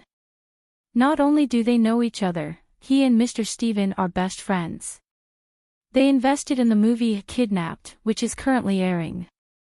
Little Grove shook his head. Plus, his assets are in the tens of billions. He can kill you with money. Drow Grove inhaled sharply. He did not know that his son's teacher had such a powerful background. He glanced at the check in his hand. 10 million was tempting, but it wasn't worth risking his life. A super-rich man was terrifying.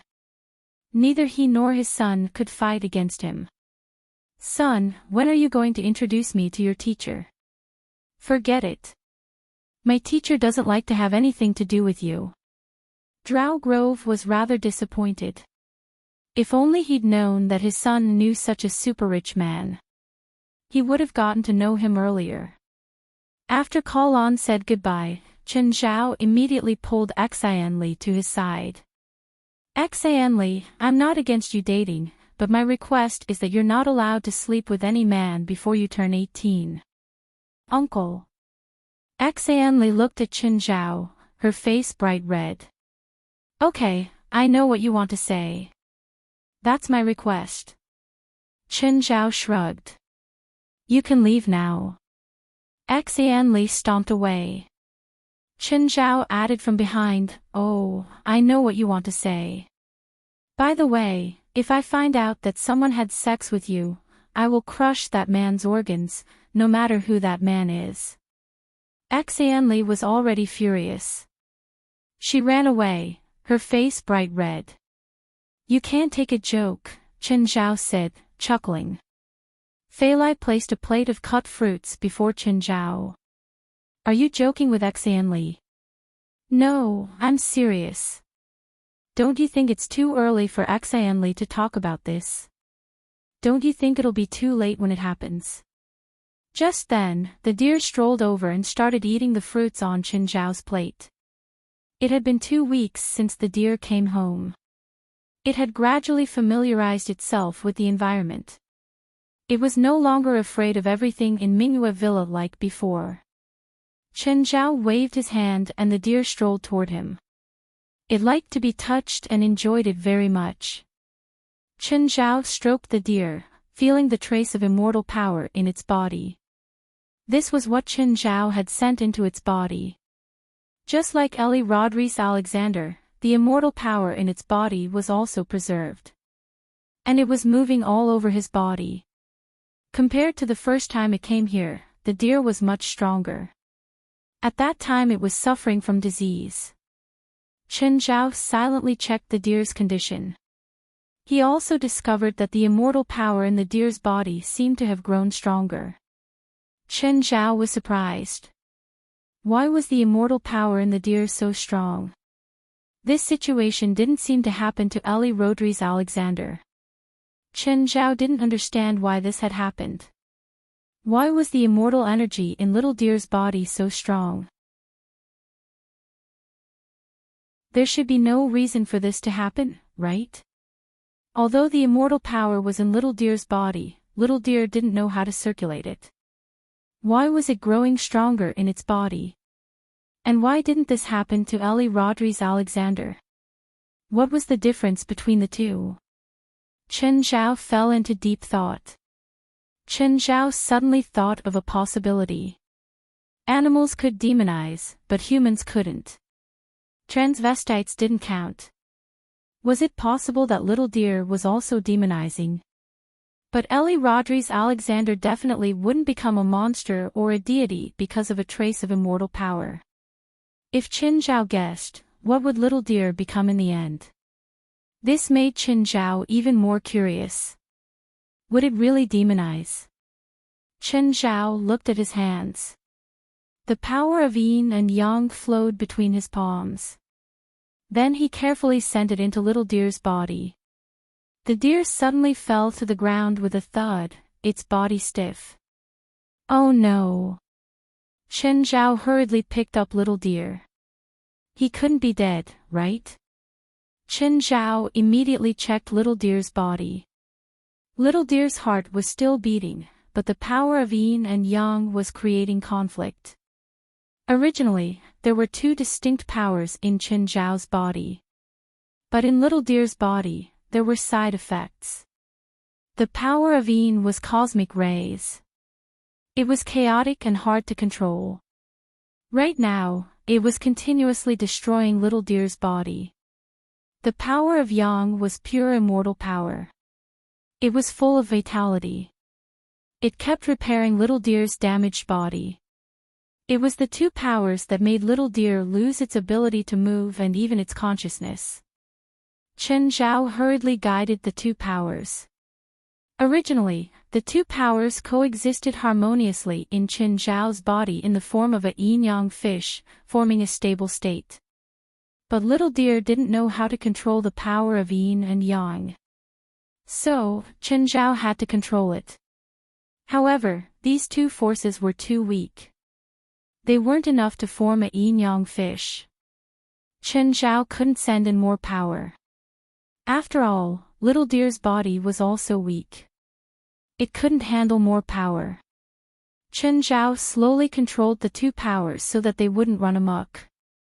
No, once they left Chen Zhao's control, the two powers would run amok again. Should he just let them run amok? Chen Zhao hesitated. Or should he just take back the two powers? Chen Zhao couldn't think of a solution no matter how hard he thought. He could only take back the power of yin and yang. If he allowed the two powers to continue running amok, logically, the power of yin and yang should counter each other. But destroying was much easier than recovering. The power of yin could easily wreak havoc in Little Deer's body. But the power of yang couldn't repair Little Deer's body so quickly. So, if this situation continued, Little Deer would definitely die. Chen Zhao didn't want Little Deer to die yet, so he could only take back the power. Chen Zhao left a bit more celestial power in it and fused it with the previous strand of celestial power. Soon, the immortal power started repairing Little Deer's body. But Little Deer fell into a deep sleep. Chen Zhao couldn't continue experimenting on Little Deer now. He could only put it in his nest first. The power of yin and yang that he'd just distributed shouldn't be 50% each. According to the situation, yin and yang should be 25% and 75%. That way, when the power of yin destroyed Little Deer, Yang could keep up with the recovery speed. But Chen Zhao himself was a perfect 55. This was because his body was strong enough. It wouldn't be destroyed or killed by the power of yin.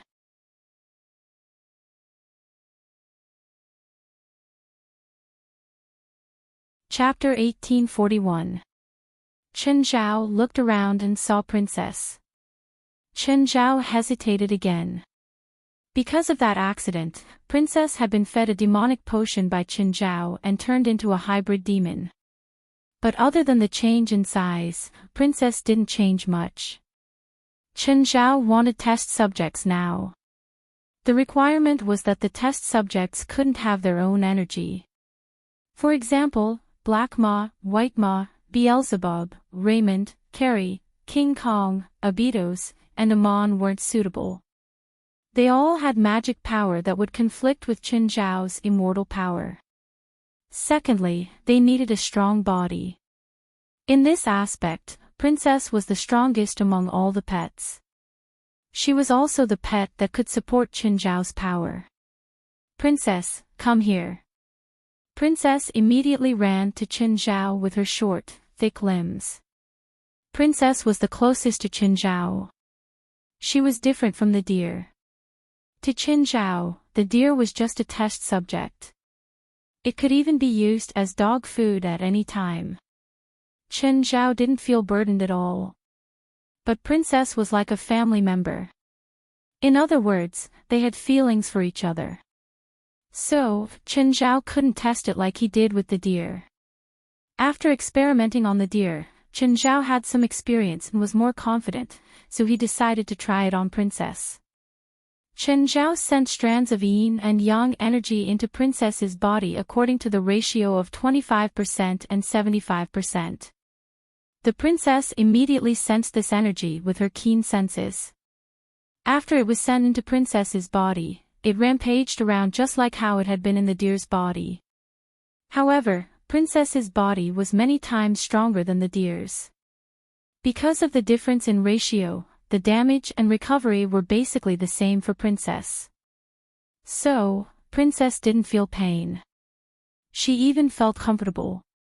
Chen Zhao realized that Princess's body seemed to have grown bigger. Moreover, the princess's muscles had also tightened. But because of her fur, her muscles weren't obvious. Princess's front paws slammed on the ground, creating a crack. Chen Zhao was surprised. The crack wasn't caused by pure power. It was more like some special power. Princess should be able to accept more yin and yang energy. Chen Zhao thought. At the same time, he sent a strand of yin and yang energy. Just then, Princess's growth became even more obvious. Princess's weight was already 2,000 kilograms. At this moment, its physique had grown tremendously. Chen Zhao took out an electronic scale. It was specially modified from a cow scale. It could even weigh a few thousand kilograms of weight. Princess stepped onto the electronic scale. A number immediately appeared on the electronic scale, 2,878 kilograms. Chen Zhao exclaimed. The princess's growth was too obvious. Just like that, he gained about 800 kilograms out of nowhere. Princess, do you have any special abilities? The princess howled twice. There is. Ow. The princess nodded. Can I use it here? Ow, ow. The princess shook her head. Then let's go to the courtyard. Chen Zhao and the princess stood face to face. Use it on me. Tilting her head, Princess looked at him hesitantly. Princess never attacked him. This was the loyalty of the princess. It didn't understand why Chen Zhao wanted it to attack it. Although the princess was very smart, there were some requests that conflicted with her principles, so her brain couldn't function properly. Forget it. Attack that tree. Chen Zhao pointed at a dwarf tree in the yard. Chen Zhao had spent tens of thousands of dollars to transplant this tree. Of course, it wasn't an expensive plant. It was just beautiful. Princess didn't have much sympathy for this dwarf tree. She slammed her claws on the ground. Hiss, a tearing sound spread out. Immediately, Chen Zhao felt a wave of power being released along the sound. The power that Princess released was channeled through the ground. However, it didn't spread out like lightning. Instead, it formed a straight line. Crack, the dwarf fir tree several meters away suddenly split in half. It was as if Princess was born to use this power. The new power she'd obtained was different from Chen Zhao. Chen Zhao had also obtained an unfamiliar power before. But after he obtained it, he didn't know how to use it at first. He had to explore and practice on his own to slowly familiarize himself with it. But Princess did it directly. Of course, this was probably because of her animal nature. But Chen Zhao was more curious about the mechanism by which Princess obtained this power. It wasn't the mechanism itself, but the process of obtaining the power. How was it triggered? Beelzebub had once said that after demonization, creatures had a certain chance of obtaining special abilities. But Princess had never obtained special abilities before. So this didn't count as awakening a special ability. If this was a special ability after demonization, then, in other words, after the princess demonized, she already had this ability. Now, after using the yin and yang energy, this ability was revealed. It wasn't hard to confirm the mechanism of obtaining this ability. Walter and White Snow were also half demons. After experimenting on Princess, Chen Zhao was even more familiar with it. So, Chen Zhao was confident that he could complete the experiment while ensuring Walter and White Snow's safety. Chen Zhao called White Snow to his side first. The entire process was like Princess. However, White Snow's body was far from Princess. It could only withstand 1/5 of Princess energy at most. Chen Zhao sent the yin and yang energy into White Snow's body. White Snow's body shook violently. Then, it split into 2 and became 2 snowies. Then 2 became 4. Chen Zhao looked at White Snow's transformation in surprise. Doppelganger. Was this its special ability? Chen Zhao did the same experiment on Walter's body. Chen Zhao realized that Walter could actually teleport. But it wasn't the kind where he could appear a dozen or dozens of meters in a flash. His body flickered very slightly, perhaps only a meter away. But the frequency was very fast. Chen Zhao had encountered enemies who could flash before. But he'd never seen someone flash so frequently. If one didn't observe closely, one would only think that Walter was running fast and not teleporting. Was this evolution? Chen Zhao didn't know whether it was evolution or mutation. Walter, the princess, and Snow White were all born with knowledge.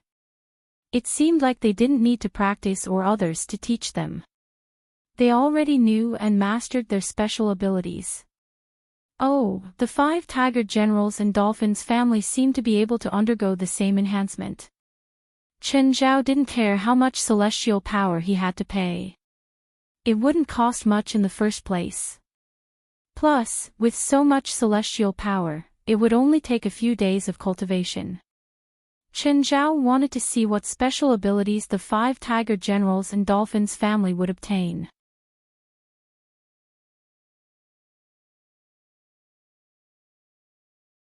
Chapter 1842. But Chen Zhao still hesitated. Because they weren't half demons. The 5 tiger generals and the dolphin family weren't demons. Back then, Chen Zhao had turned Princess and Snow White into half-demons. Because they'd been on the verge of death. Demonization was an irreversible process. Plus, it wasn't completely safe every time. So, after thinking for a long time, Chen Zhao gave up on the idea. At night, Chen Zhao rose to an altitude of 50,000 meters again. Chen Zhao tried to fly higher, but he still couldn't escape the restraints of oxygen. Chen Zhao could absorb the oxygen in the small world, but once he reached a vacuum environment, the oxygen in the small world would completely disappear. Chen Zhao couldn't absorb it even if he wanted to. By then, he would have to hold his breath. 50,000 meters was a relatively easy altitude. He couldn't go any higher. Plus, the higher the altitude, the stronger the cosmic rays. Chen Zhao didn't need that much strength right now. This had basically become a daily routine for Chen Zhao. But he couldn't absorb cosmic rays endlessly. Chen Zhao needed to maintain a balance between yin and yang. The amount of celestial power he absorbed was the same amount of cosmic rays. As Chen Zhao absorbed more and more cosmic rays, his body was almost covered in a layer of high-energy light. Chen Zhao's body was almost covered in a layer of high-energy light, like a ball of light. Suddenly, Chen Zhao sensed something. He raised his head and looked up. Space station. Did the space station find him? At the same time, the astronauts in the space station were reporting to the ground. ISS Alpha, it is now 1:23 a.m. New York time. We are 30,000 meters above the Pacific Ocean at coordinates 33. 1555 E, 118. 72004 N, and we have discovered a high-energy light source. We are unable to determine the specific origin of the object. The object has strong cosmic radiation. Just then, the headquarters of many stations on the ground received this information. Because the location was above American territorial waters, NASA naturally reported this to the Department of Defense. Apart from space shuttles, the only plane that could fly at this altitude was the Night Owl. The night owl, B-1 was also the highest plane in the world. It was a combination of fighter and bomber. It could reach a height of 60,000 meters and a top speed of Mach 2.5. After receiving the order from the Air Force of the Department of Defense, a night owl flew toward the sea. Malone Williamston and the co-pilot Heckmans Prin were nervous. After all, they were facing an unknown. Even the instructions given to them by the Air Force Command were vague. Soon, they discovered a high-energy light source in the distance. This is Nightingale B1, serial number S21. We have arrived above the area where the incident occurred. We can see the high-energy light source with the naked eye. Air Force Command, please issue an order. I repeat, can you communicate with the other party through radio waves? I've tried to communicate with him, but he didn't respond. Launch a Stinger missile at this object. Please repeat, do you want us to attack the object? Yes, you heard me right. Attack the object. This was the habit of the Americans. They would always launch probing attacks on unknown objects in the sky above their territory. This was mainly because after September 11th, the United States was overly nervous about its territorial security. Even if it was a commercial airliner, once it deviated from its course, it would be regarded as a threat and shot down. Target locked, please confirm the missile strike command again. Attack. Malone and Heckmans Prin looked at each other and exchanged glances. Malone activated the missile lock-on system. Fire 2 Stinger L-12s. Suddenly, Chen Zhao felt Nightingale and the missile flying toward him. Fuck, Chen Zhao cursed and moved instantly. This wasn't an RGP missile. Stinger L-12 was an airborne missile. The Stinger L-12 speed reached Mach 5. Most aircrafts couldn't avoid the Stinger L-12's pursuit. Chen Zhao realized that the two missiles were moving extremely fast. He suddenly lowered his altitude and exploded with speed. However, the two missiles were still locked onto Chen Zhao. Serial number S21, report the strike result. Stinger L-12 is tracking the target. It hasn't hit the target yet. The target moves very fast and is very strong in the air. The two missiles were almost at the same speed as him. However, Chen Zhao didn't plan on destroying the two missiles. Instead, he played hide-and-seek with them. There were very few people who could compete with him in this game of speed. Chen Zhao kept performing various actions in the air. It wasn't just the two missiles. Even the plane was tracking him. Chen Zhao had an idea.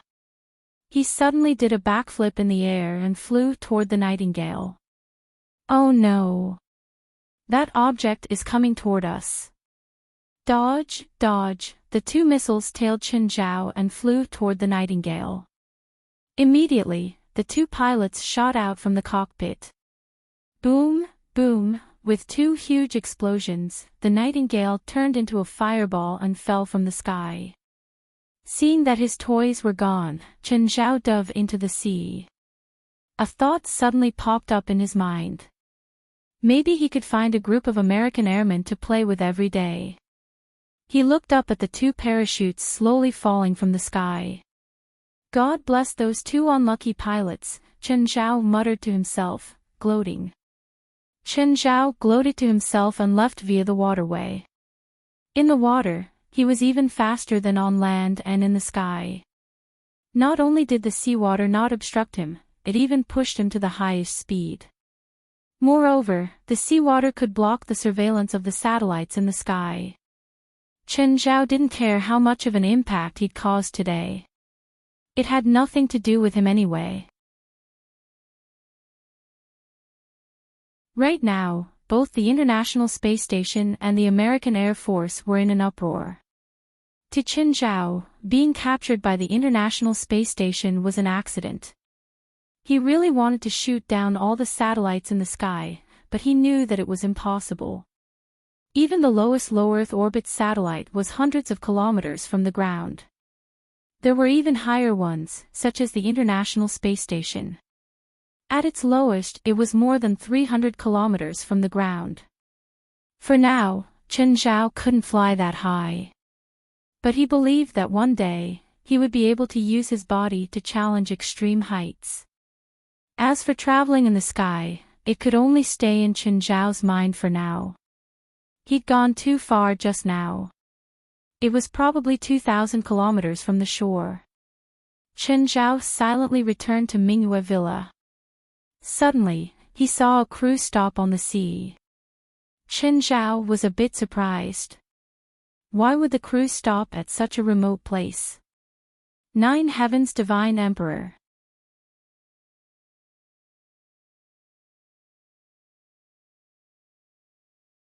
Chapter 1843. The ship definitely wouldn't stop in the deep waters before reaching the port. This was because it was a very dangerous thing to do.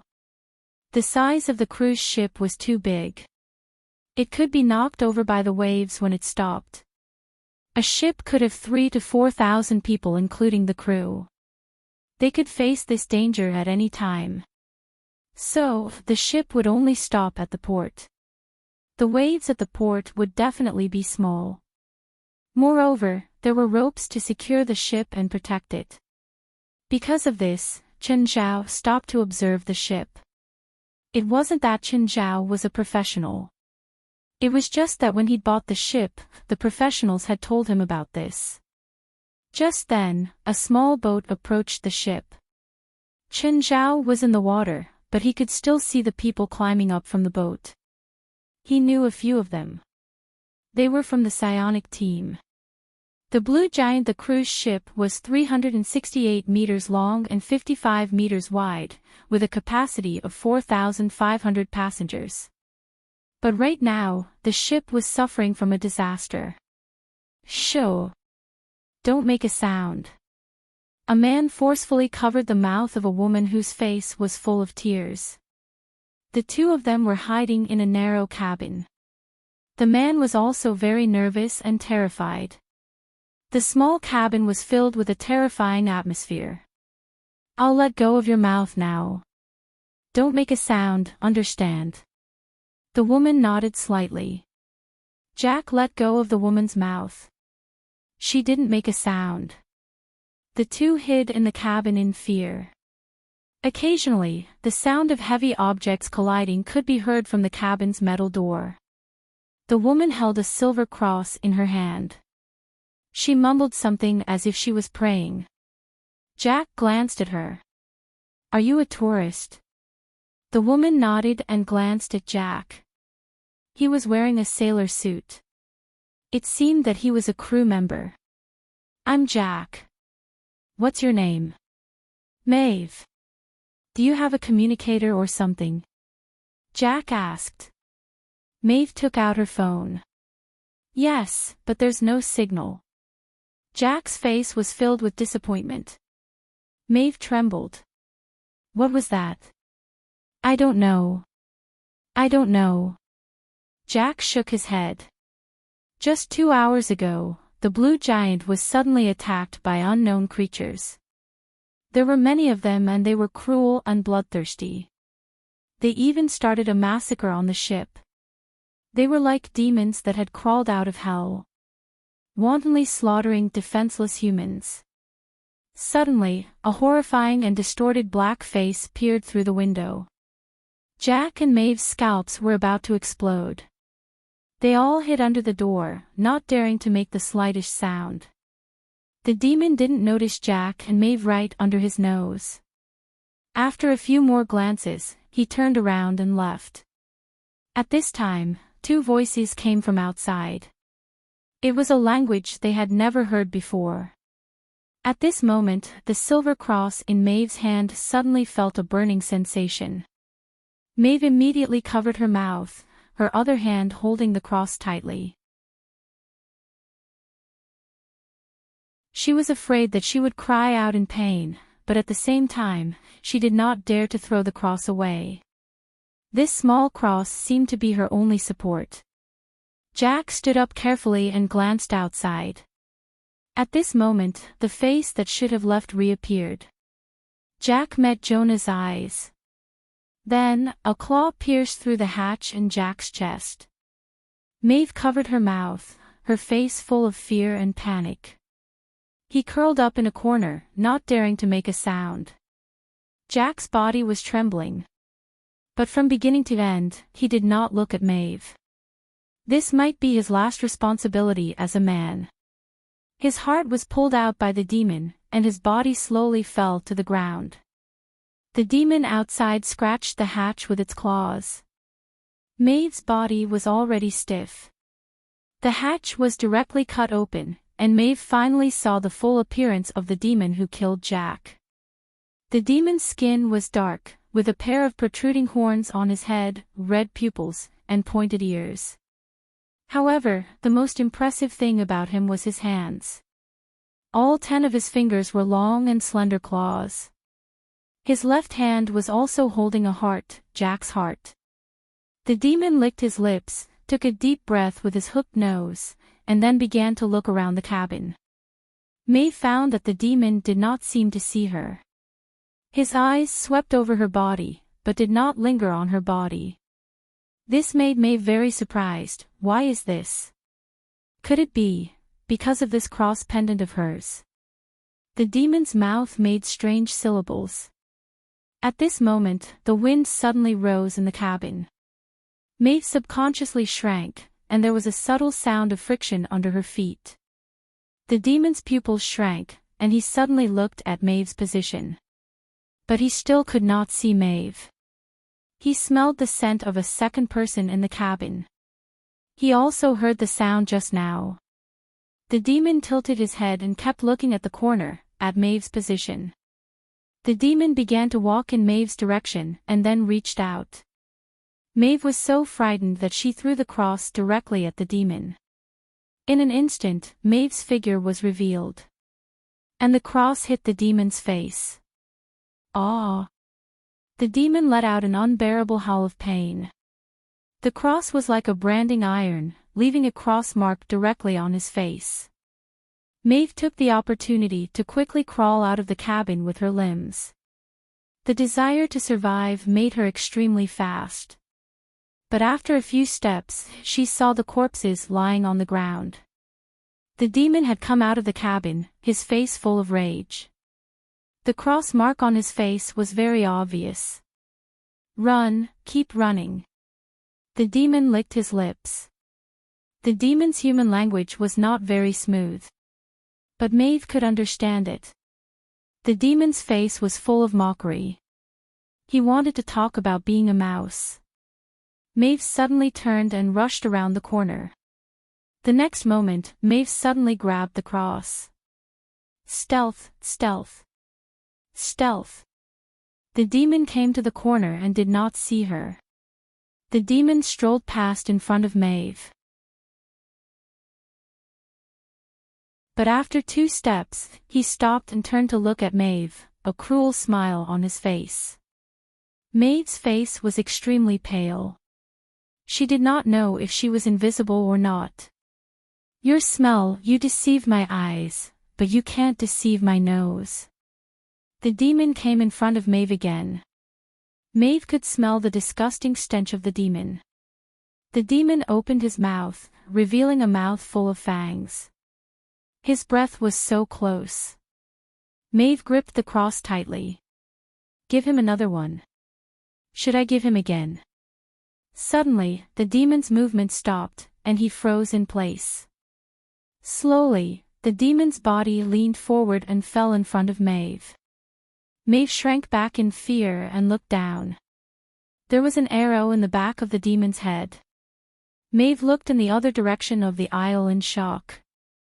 She saw a hooded woman standing at the end of the aisle, holding a small crossbow in her hand.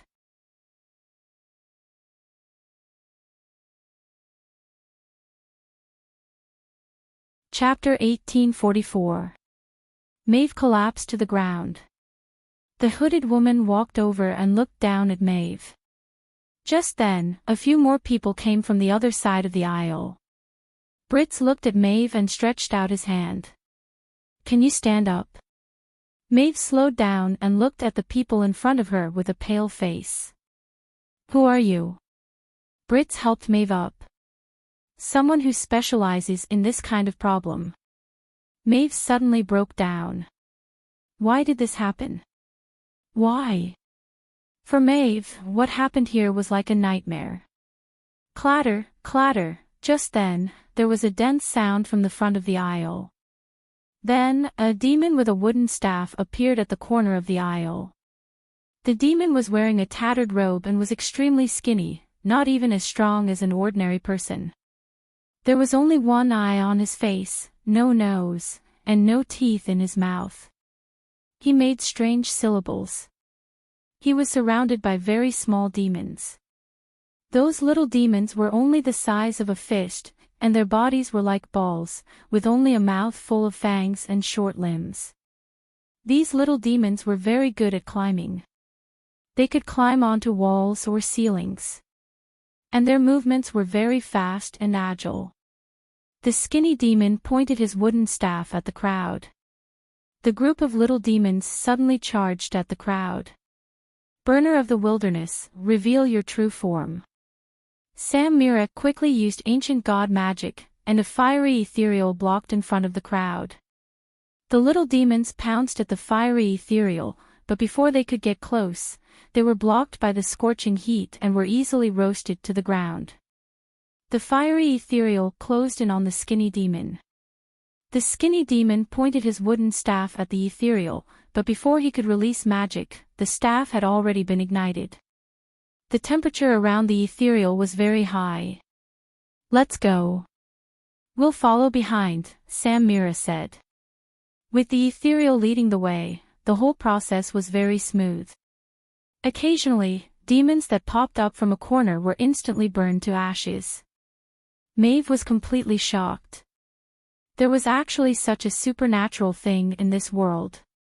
Demon. Magic. So weak. As soon as Sam Mira finished speaking, the ethereal was suddenly smashed by a figure that suddenly rushed out. It was a muscular monster, a tall demon.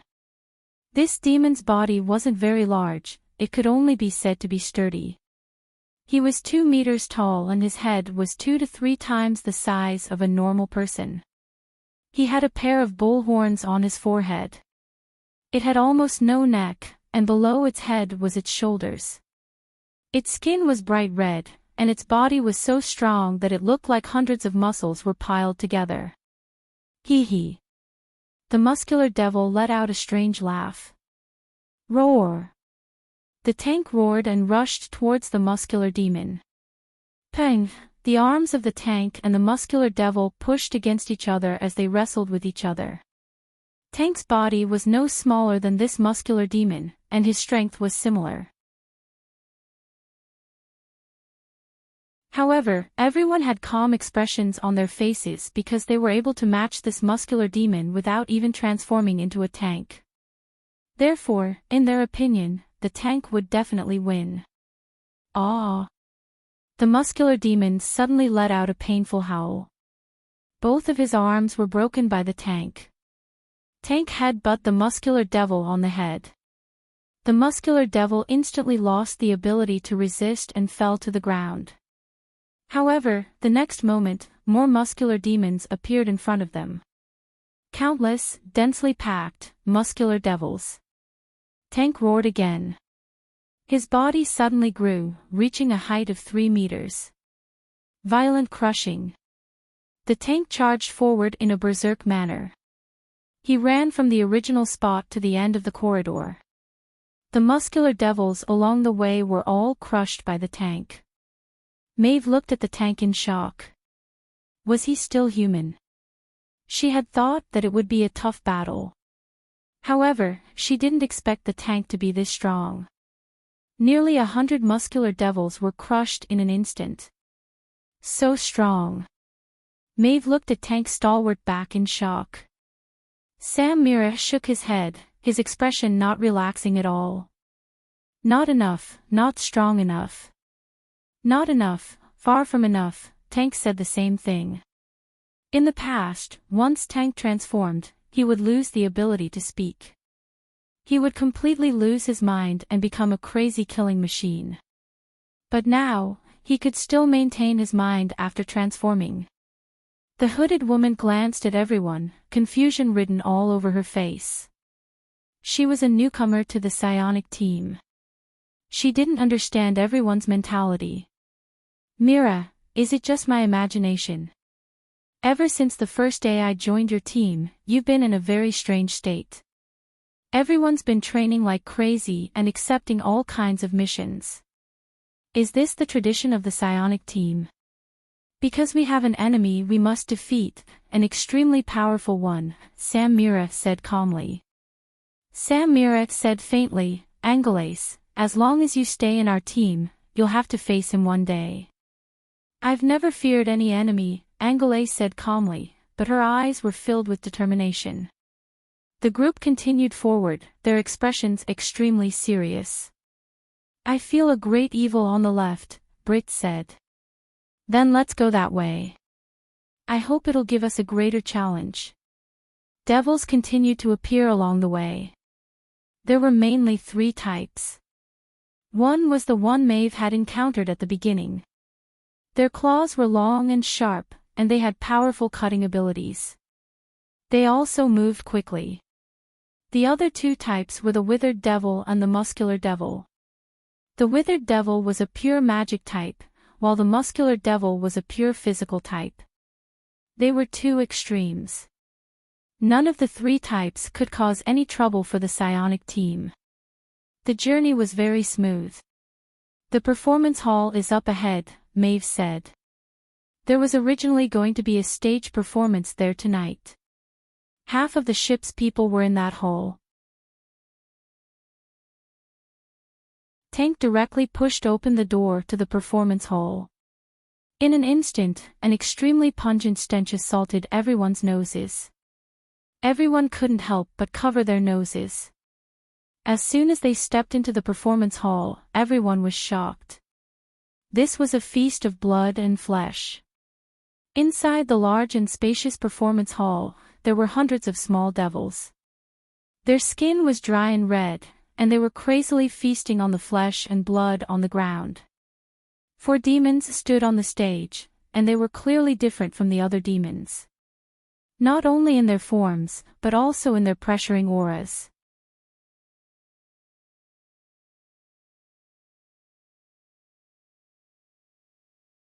Chapter 1845.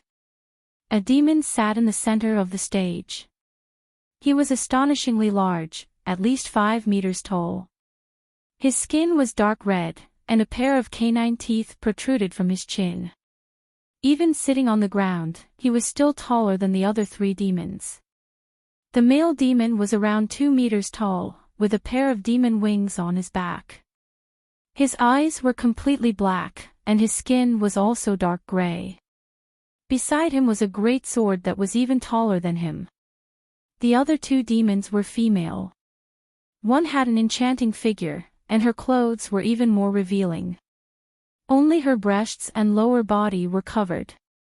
This female demon's figure was almost the same as a normal woman's, but more seductive. She had a pair of small demon horns on her head, and held a leather whip in her hand. There was also a female demon with long hair, and her face couldn't be seen clearly. She wore a white robe, and looked like Sadako. However, her arms were a bit too long, and they were almost touching the ground. A few more bugs. The huge demon looked at the group of uninvited guests.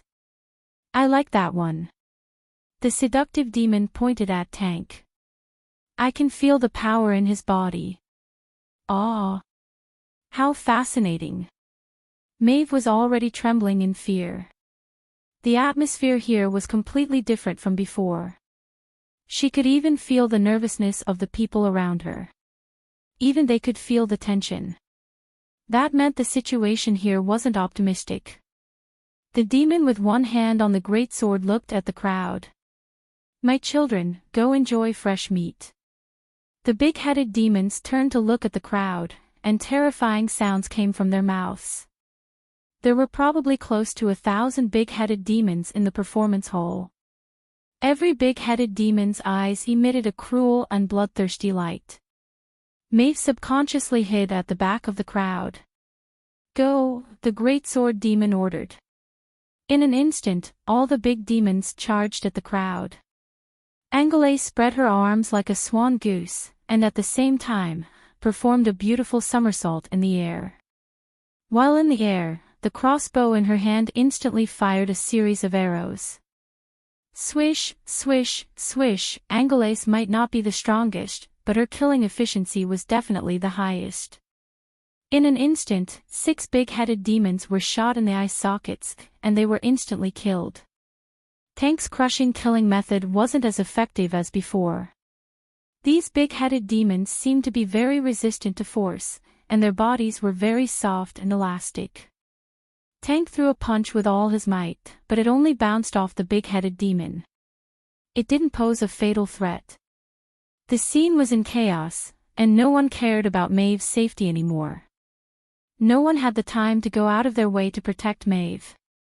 Maeve had never been part of their plan. Suddenly, a big-headed demon lunged at Maeve. Maeve fell to the ground in fright. She could do nothing but cover her head.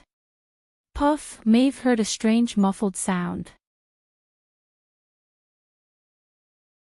She waited a few seconds, but didn't feel any pain. Maeve glanced around and found that there was another person beside her. It was an Asian man. The man glanced at her, then pulled a chair over and sat down. He crossed his legs as if he was enjoying a performance. Who are you?" "To watch the show," Chen Zhao answered. These demons reminded him of the demons from Bermuda. If it really was a demon from Bermuda, then the frequency of their activities was really high. Moreover, this was probably not the first or second time he had created such a tragedy. Maeve also kept her distance from Chen Zhao. The man's arrival was too sudden. Moreover, he seemed to have an uninvolved attitude. He didn't look like he was going to help the psionic team at all. Angelace, Samira, Brits, and Tank were all very powerful.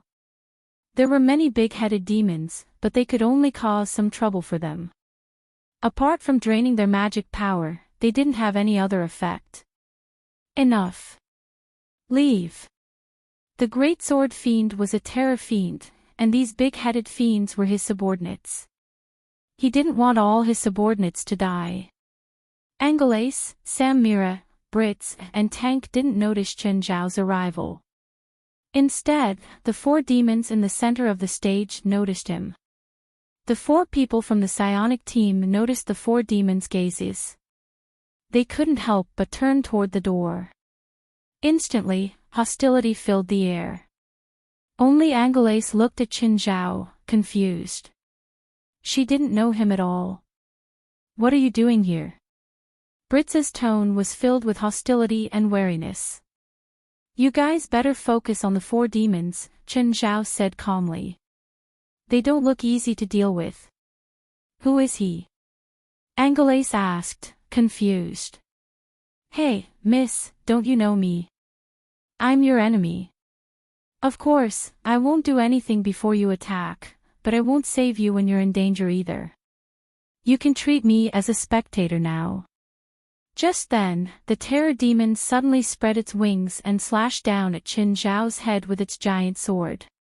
Chen Zhao clamped the sword between 2 fingers, making it hard for the demon to move. "Do you know Patton?" The demon's pupils constricted. Chen Zhao saw its gaze. "Looks like I know him." Chen Zhao loosened his fingers and the demon took 2 steps back. "They're your enemies. At least, I won't do anything before you kill them." Chen Zhao wouldn't be kind enough to help them share the danger. Chen Zhao wanted all 4 of them to die.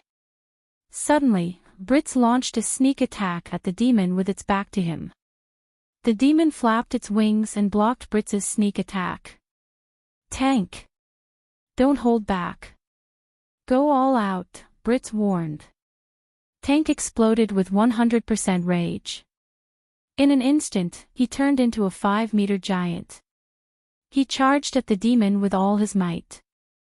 The demon's expression changed slightly and it slashed at Tank with its giant sword. But when the sword hit Tank's fist, not only did it not cut through Tank's fist, but it was deflected by Tank's fist energy instead. Tank roared and pounced, pinning the demon to the ground. One punch, and another punch. Tank attacked like crazy. Each of his punches carried a destructive power. He looks much stronger than last time, Chen Zhao thought. Seeing that it couldn't beat Tank, the demon immediately called for help. Hurry and save me. Just then, Angelace, Brits, and Sam Mira each chose an opponent. They left the demon to Tank. Tank had become stronger, but his fighting style hadn't changed at all. It was still full of violence and madness.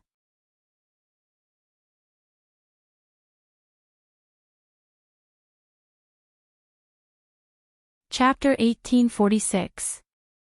Brits was facing the demon that looked like Sadako alone. The white-clothed demon's figure was erratic. Once she moved, she slithered around like a snake. It was hard for Brits to catch her figure. It was as if she had no bones under her white clothes. Every time Brits shot a spell, it was about to hit. But the white-clothed demon could always twist into an unimaginable shape and avoid Brits' spells. Nevertheless, the white-clothed demon couldn't get close to Brits either. The two were in a strange stalemate. Or perhaps neither was using their full strength. On the other hand, Angelace and Sam Mira were working together to fight against the bewitching whip demon. The whip in the leather demon's hand waved in an impenetrable manner. When the whip landed on the ground, it tore a ghastly crack in the ground. Angelace and Sam Mira didn't dare to touch the whip at all. If they touched it, their skin and flesh would be cut off. Angelace's bow and crossbow seemed to be a part of her. Any movement, any angle, could make a shooting motion. Moreover, every arrow was extremely accurate. Even the whip demon often had to rely on the whip to defend and block the crossbow bolts. Sam Mira summoned the blood spirit. The large amount of flesh here made her spell extremely powerful. The blood spirit was made of blood, but its appearance wasn't distorted. It looked more like a fierce red beast. The whip demon's whip swept across the blood spirit. It caused great damage to the blood spirit. But the blood spirit could recover in the blink of an eye.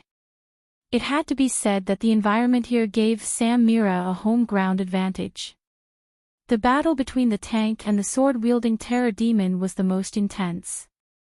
The tank's rage grew and gradually suppressed the terror demons. The battle between the two messed up the entire theater. Neither side gave way to the other. Maeve watched in awe. It was different from the one-sided suppression before. The two were evenly matched, so the battle was especially intense. Maeve glanced at Chen Zhao again.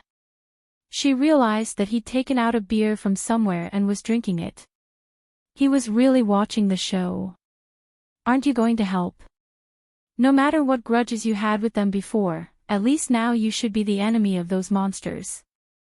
If they lose, you will have to face those terrible monsters alone, Maeve said. Chen Zhao glanced at Maeve. I hope they're all dead. Chen Zhao stated his goal honestly. It wasn't convenient for Chen Zhao to attack, but that didn't mean he didn't want them dead. If the four of them died here, it would be a huge blow to the psionic team. The battle seemed to be balanced, but in reality, it was not stable. As Tank's rage meter soared, his combat power also increased in a straight line. Pang! With a loud bang, Tank's fist smashed the terror demon's greatsword into pieces. At the same time, the terror demon was sent flying. Tank roared. He didn't chase after the terror demon first. Instead, he looked in Chen Zhao's direction. He seemed to have lost his mind, but in his mind, there was another voice reminding him. Suddenly, Tank came to his senses. If it was in the past, tanks would definitely not be able to maintain their rationality when their rage level reached 80%. But now, when Tank's rage value was close to 90%, he actually regained his sanity. A crazed, mindless monster and a rational monster were two different concepts. Tank turned to look at the huge demon. The demon stood up. He was even taller than the transformed Tank. With a roar, Tank charged at the demon at a shocking speed. The giant demon raised its palm to block the Tank's brutal punch. He was much stronger than Tank. Tank's fist was grabbed by the demon and then he swung it out. Tank's body was sent flying like a cannonball, crashing into the wall behind him. Chen Zhao suddenly stood up. The demon's aura was very similar to King Kong's. They were both subordinates of the King of Power. Chen Zhao stared at the enormous demon, his eyes shining. King Kong had once said that if he wanted to strengthen his body, he had to gather the blood of 100 subordinates of the King of Power. He had to use the blood of the King of Power's subordinates to strengthen his body. The demon noticed Chen Zhao's gaze. That gaze made him uncomfortable. It was a naked desire. It was like a hunter and his prey. The demon had wanted to get rid of the other humans first. Then he would attack Chen Zhao. But Chen Zhao's gaze made him uncomfortable. Just now, Chen Zhao had caught the terror demon's sword with 2 fingers. It was clear that Chen Zhao was far more powerful than the terror demon. The demon felt that he was more powerful than the terror demon. But he had to be careful with Chen Zhao. The giant demon's body began to be covered with a layer of metallic skin, like indestructible armor. Chen Zhao suddenly took out a huge container and placed it on the ground. The demon stomped with both feet, bringing with it a gust of wind. Whoosh! Maeve felt like a mountain was pressing down on her. Whether it was her or Chen Zhao, they were like ants in front of that mountain. What the giant demon possessed was pure power. However, Chen Zhao was a bit surprised by the aura he had. It was so solid that Chen Zhao didn't understand. The aura seemed to increase the demon's power by 100 times. But the number of demons was still too low. 1 times 100 was still a world of difference from 10,000. Maeve's vision blurred. Then she saw the demon's arm break. The demon's body was pressed to the ground. Her eyes couldn't follow Chen Zhao's movements. Chen Zhao lifted the demon's severed arm and placed it on the container. Maeve felt her scalp go numb. Meanwhile, the battle on the other side had also changed due to the drastic changes here. No matter if it was the psionic team or the demons, they were all stunned as they looked at the gigantic demon that was instantly defeated. The demon was the strongest among them. It wasn't just a difference in power, but also in level. But the demon had been defeated so easily. They didn't even understand what had happened to the demon. Even the demon's brain was in a state of shock. It was an absolute and defenseless suppression. The demon struggled to stand up several times, but Chen Zhao pressed him back to the ground.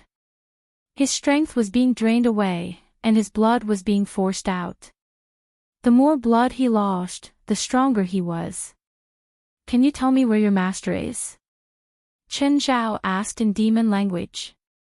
9 Heavens Divine Emperor.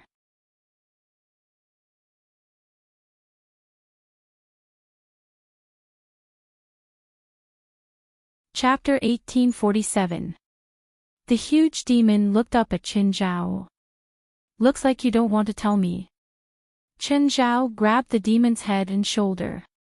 "I'll ask you one last time. Are you willing to tell me where your master is in Bermuda?" The huge demon closed its eyes, looking as if it would rather die than submit. "Fine." Maeve's pupils constricted. She saw Chen Zhao tear off the demon's head. Blood spurted out. Maeve was shocked. The huge demon's head suddenly opened its eyes in Chen Zhao's hand. It stared straight at Chen Zhao with a terrifying gaze. But Chen Zhao didn't care.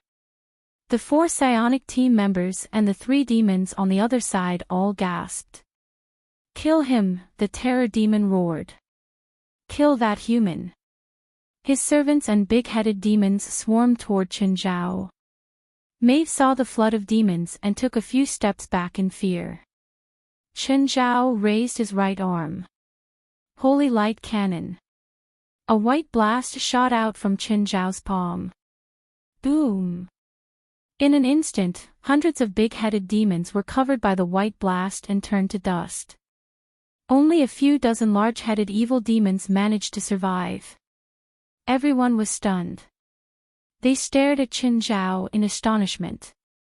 Brits and the others knew that Chen Zhao was strong. They knew that Chen Zhao was stronger than all of them. But this time, their understanding of Chen Zhao was refreshed. Chen Zhao had a smile on his face. "I don't really want to get involved in your fight." Chen Zhao tossed the head in his left hand. "But if you really want me to get involved, I'm happy to." Britz's expression became even more serious. It wasn't because of the demon that looked like Sadako. It was because Chen Zhao was stronger than he'd imagined. Brit somewhat understood Vistana's attitude back then. The difference was so huge that it was hard to even think about fighting back. Chen Zhao actually wasn't in a good mood. Because he'd helped the psionic team solve some problems. The remaining 3 demons weren't weak. But the psionic team members were strong too. In particular, the strength of the tank was clearly superior. Brits was still holding back. So boring. Chen Zhao pouted. Putting away the blood container, he turned to leave. Seeing Chen Zhao leave, Maeve couldn't help but heave a sigh of relief. Chen Zhao had never attacked her. But with Chen Zhao by her side, she felt a lot of pressure. Moreover, Chen Zhao's attitude towards this hellish scene was indifferent. It made her feel very uncomfortable. But before Chen Zhao left, he made an opening at the bottom of the ship. The ship would slowly sink into the water.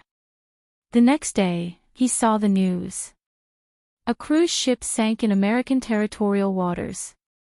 As always, he covered it up. However, this was understandable.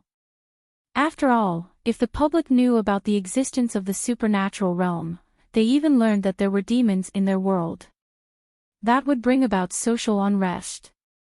The panic of the people might even be used by those with ulterior motives. Chen Zhao understood this.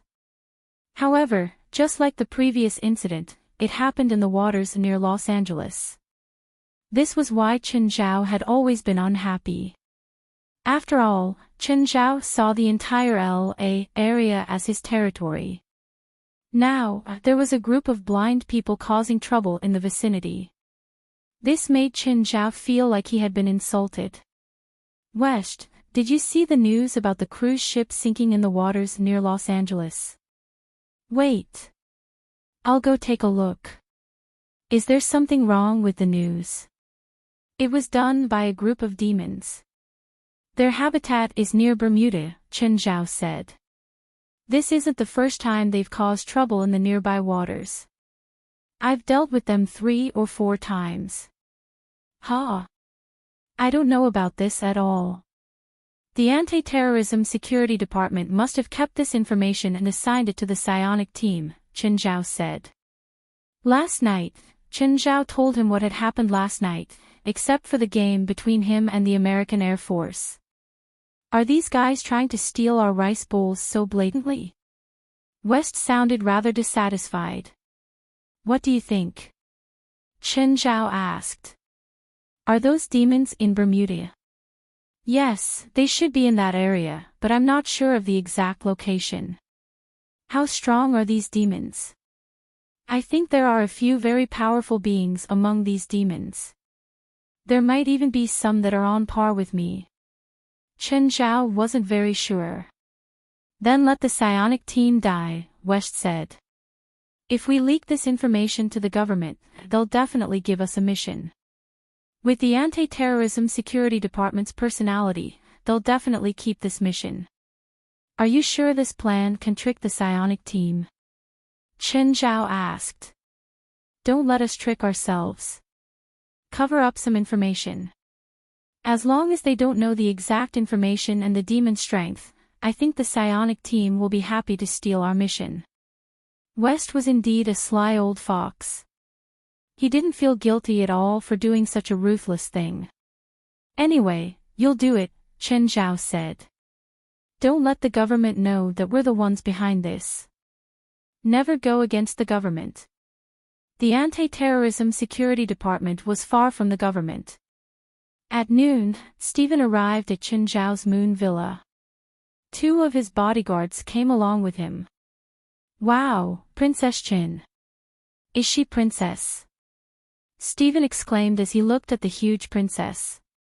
He was already used to the princess form in the past. He wasn't that shocked. But now, Princess was twice as big as before. Stephen stood in front of the princess with a body as big as a hill. He could feel the oppressive aura emanating from the princess. What did almost 3,000 kilograms mean? It was almost the weight of an adult Asian elephant. Of course, Princess wasn't even as big as an Asian elephant. This was mainly because Princess muscles were tighter. But it was still shocking. Stephen's 2 bodyguards, Frank and Famtis, were also shocked. Chen, how did Princess become so big? She's been eating a lot lately, Chen Zhao said. Stephen rolled his eyes. But he knew that Chen Zhao had secrets. Can Princess handle those crocodiles? Raymond is enough, Chen Zhao said. Although the princess had been reborn, there was still a fundamental gap between her and Raymond. Also, Princess has to take care of her child. Don't bring her. Raymond can handle those crocodiles.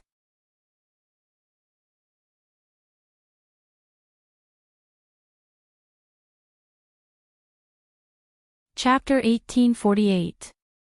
How about we bring Briar and Bramble too? Chen Zhao rolled his eyes. Have Princess deal with the crocodiles and bring Briar and Bramble.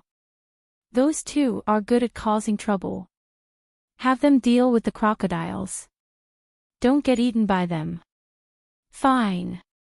Actually, I want to bring Princess, Briar, and Bramble to my house. I'll call Raymond out. Oh, what car did you drive? Chen Zhao asked.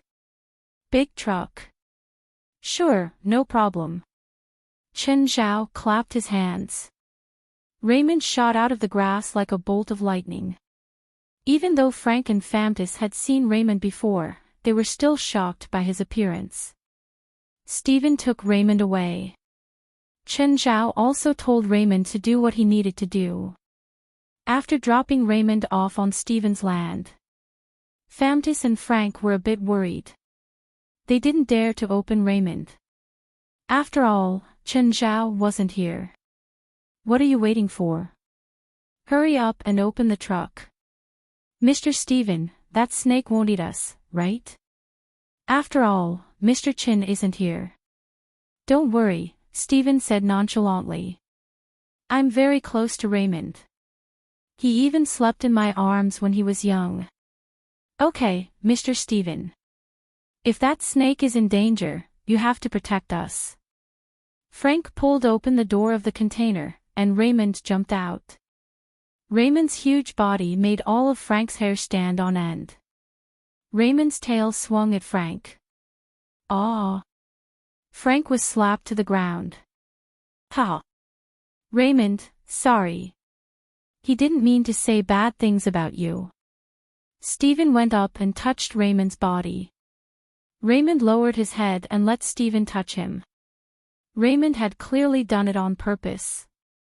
Raymond, I'll leave this place to you, Stephen said. Raymond nodded and slipped into the bushes. Frank got up gloomily and returned to Stephen's side. Mr. Stephen, Famtis also said why that snake only wants to take revenge on me. Famtis knows Raymond, Stephen said matter-of-factly.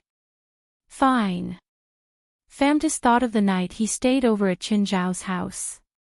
When Stephen was running for his life, she had escorted him to Qin Zhao's house in the middle of the night. And she saw with her own eyes that Raymond tore the monster that was chasing after Stephen into pieces. It was not a pleasant memory. Mr. Stephen, can that guy really handle so many crocodiles? Oops! Suddenly, a 5-meter-long crocodile descended from the sky. He landed right in front of Frank. The crocodile's neck had been broken, and the angle of its head and body was very uncoordinated. However, when he suddenly landed in front of Frank, the three of them were startled. Frank, don't you think you should be more careful with your words? Frank wanted to cry. Mr. Stephen, is that guy so vengeful? Right, Raymond has killed people before. Stephen patted Frank's shoulder. Snakes are very vengeful. I heard that in Africa, reticulated pythons will take revenge on the local natives. There was a real incident where the partner of a reticulated python was killed by a native, and that reticulated python killed a dozen people from that tribe in one night. Famutius added fuel to the fire.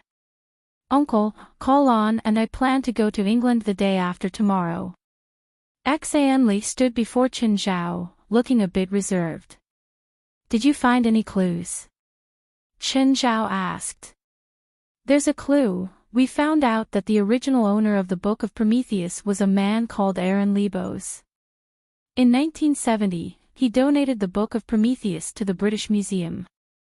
Now that he's already 98 years old, perhaps he doesn't even need to steal from the British Museum to find out about the contents of the Book of Prometheus from Aaron Lebos. Xanli said. Qin Zhao thought about it and nodded. Take this credit card. Qin Zhao had prepared this credit card a long time ago.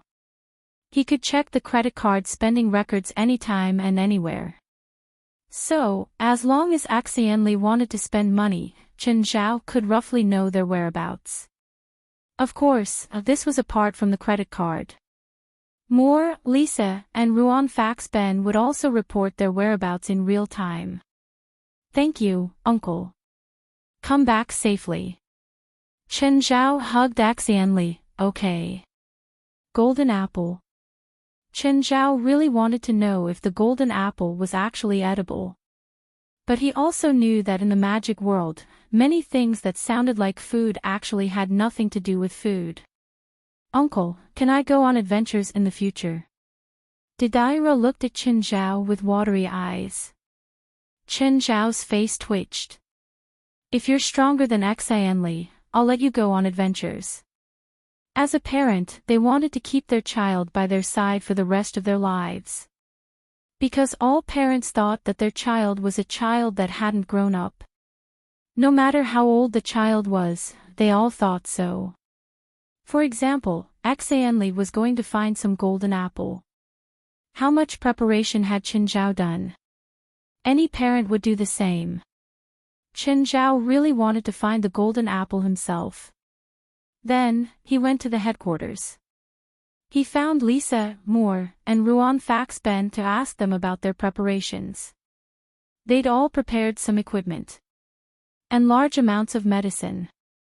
At the same time, Qin Zhao warned them to prioritize safety. President, I've finished the magic tool you asked me to make last time, Ruan Fax Ben said. Over the past few days, he had been working hard and finally completed the magic tool that Qin Zhao had requested. Ruan Faxi was very curious about who designed the design of the magic tool. It was definitely a design that surpassed genius. He couldn't even imagine how exquisite it was. If he hadn't seen the design, Ruan Fax Ben would be a frog at the bottom of a well. Only after seeing it did he understand how vast the world was. Although he completed the tool according to the design, it didn't mean that he was at the same level. Design was design, manufacturing was manufacturing. He was just a high-level worker. The truly powerful person was the one who designed the tool. That was someone that he couldn't compare to or reach. Take me to see, Chen Zhao said. Ruan Faxben brought Chen Zhao to his lab. Chen Zhao saw that Nur was locked in his lab. Nur was still glaring at Chen Zhao. Chen Zhao ignored Nur's gaze. Ruan Faxben pressed a few keys on the lab's wall. The wall opened. There was a metal ball about 2 meters in diameter inside. It was covered in protrusions. Is this it?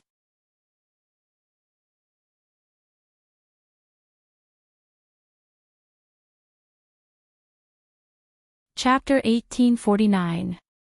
Chen Zhao lifted the metal ball with one hand. Gurnier sucked in a cold breath. So strong. This magic tool wasn't much in the eyes of humans. But to demons, it was a terrifying demon-slaying weapon. Of course, the core of the weapon hadn't been installed yet. The angelic crystal was the true core. Ruan Fasheben had only made the outer shell. Chen Zhao put the weapon away. Then he looked at Gunal. She seems to be in good condition. Gunal was chained up in the lab like a dog.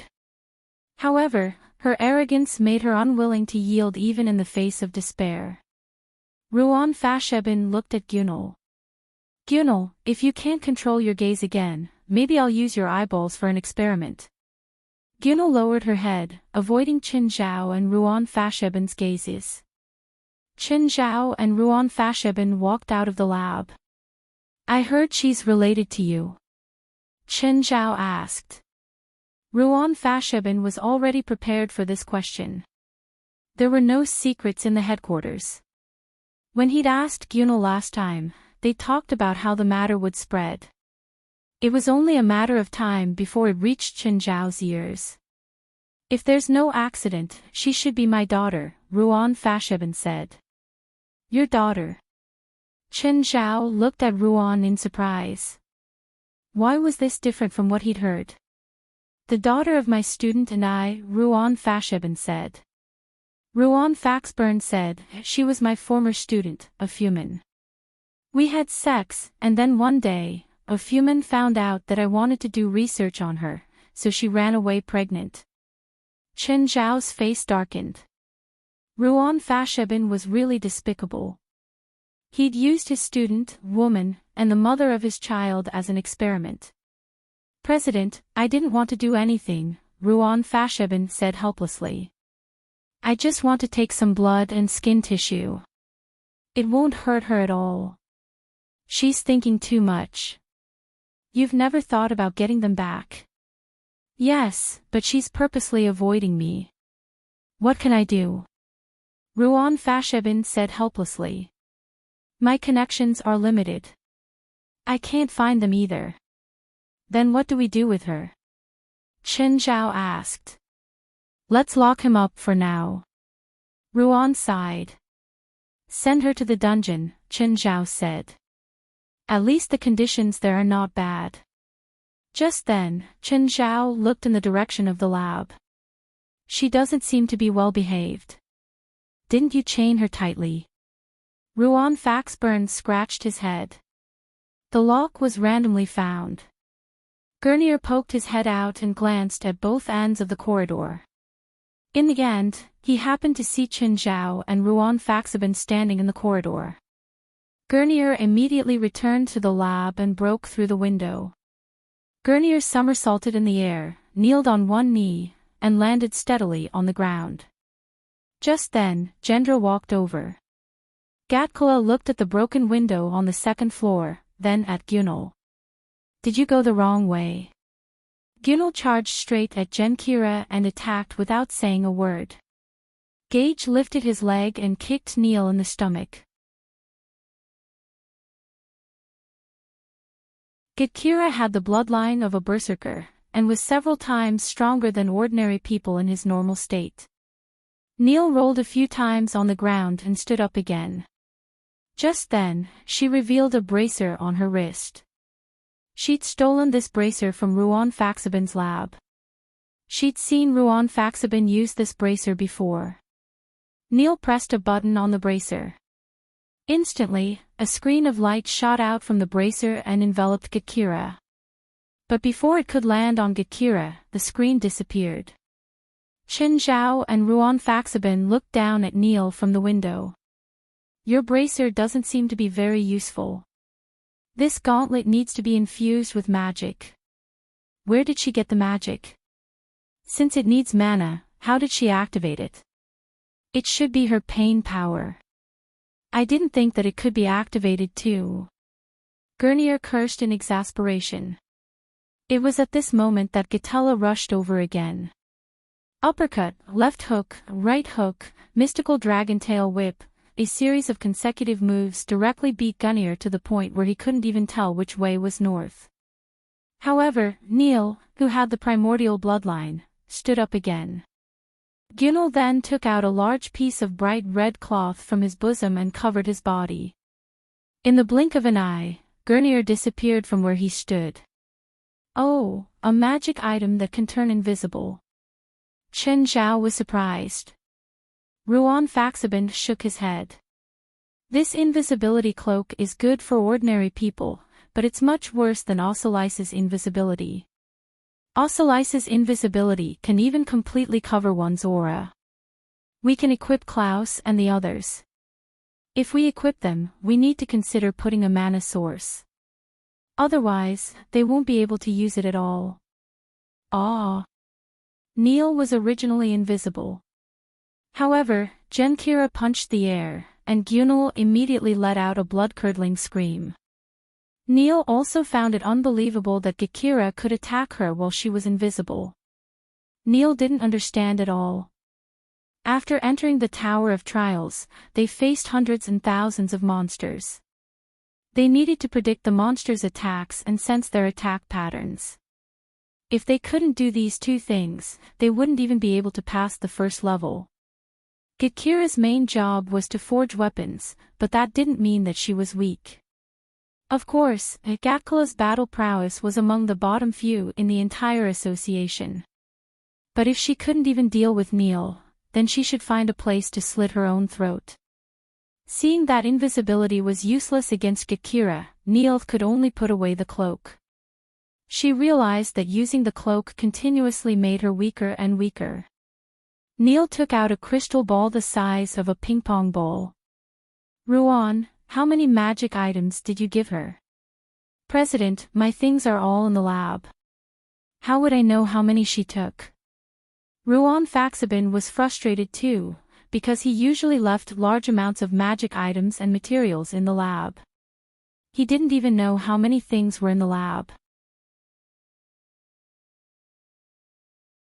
Neil smashed the crystal ball on the ground. The black gas in the crystal ball enveloped Neil. Genji threw a punch, but when his fist landed on Gurnier's body, it felt like he was punching air. What's the effect of the crystal ball? You're tuning into the LoveLore Library YouTube channel. We're so grateful for your support, and don't forget to subscribe to join us on this incredible journey through captivating stories. Your generosity through donations truly makes a world of difference, as it's the primary source of revenue that allows me to expand and enhance this channel for you.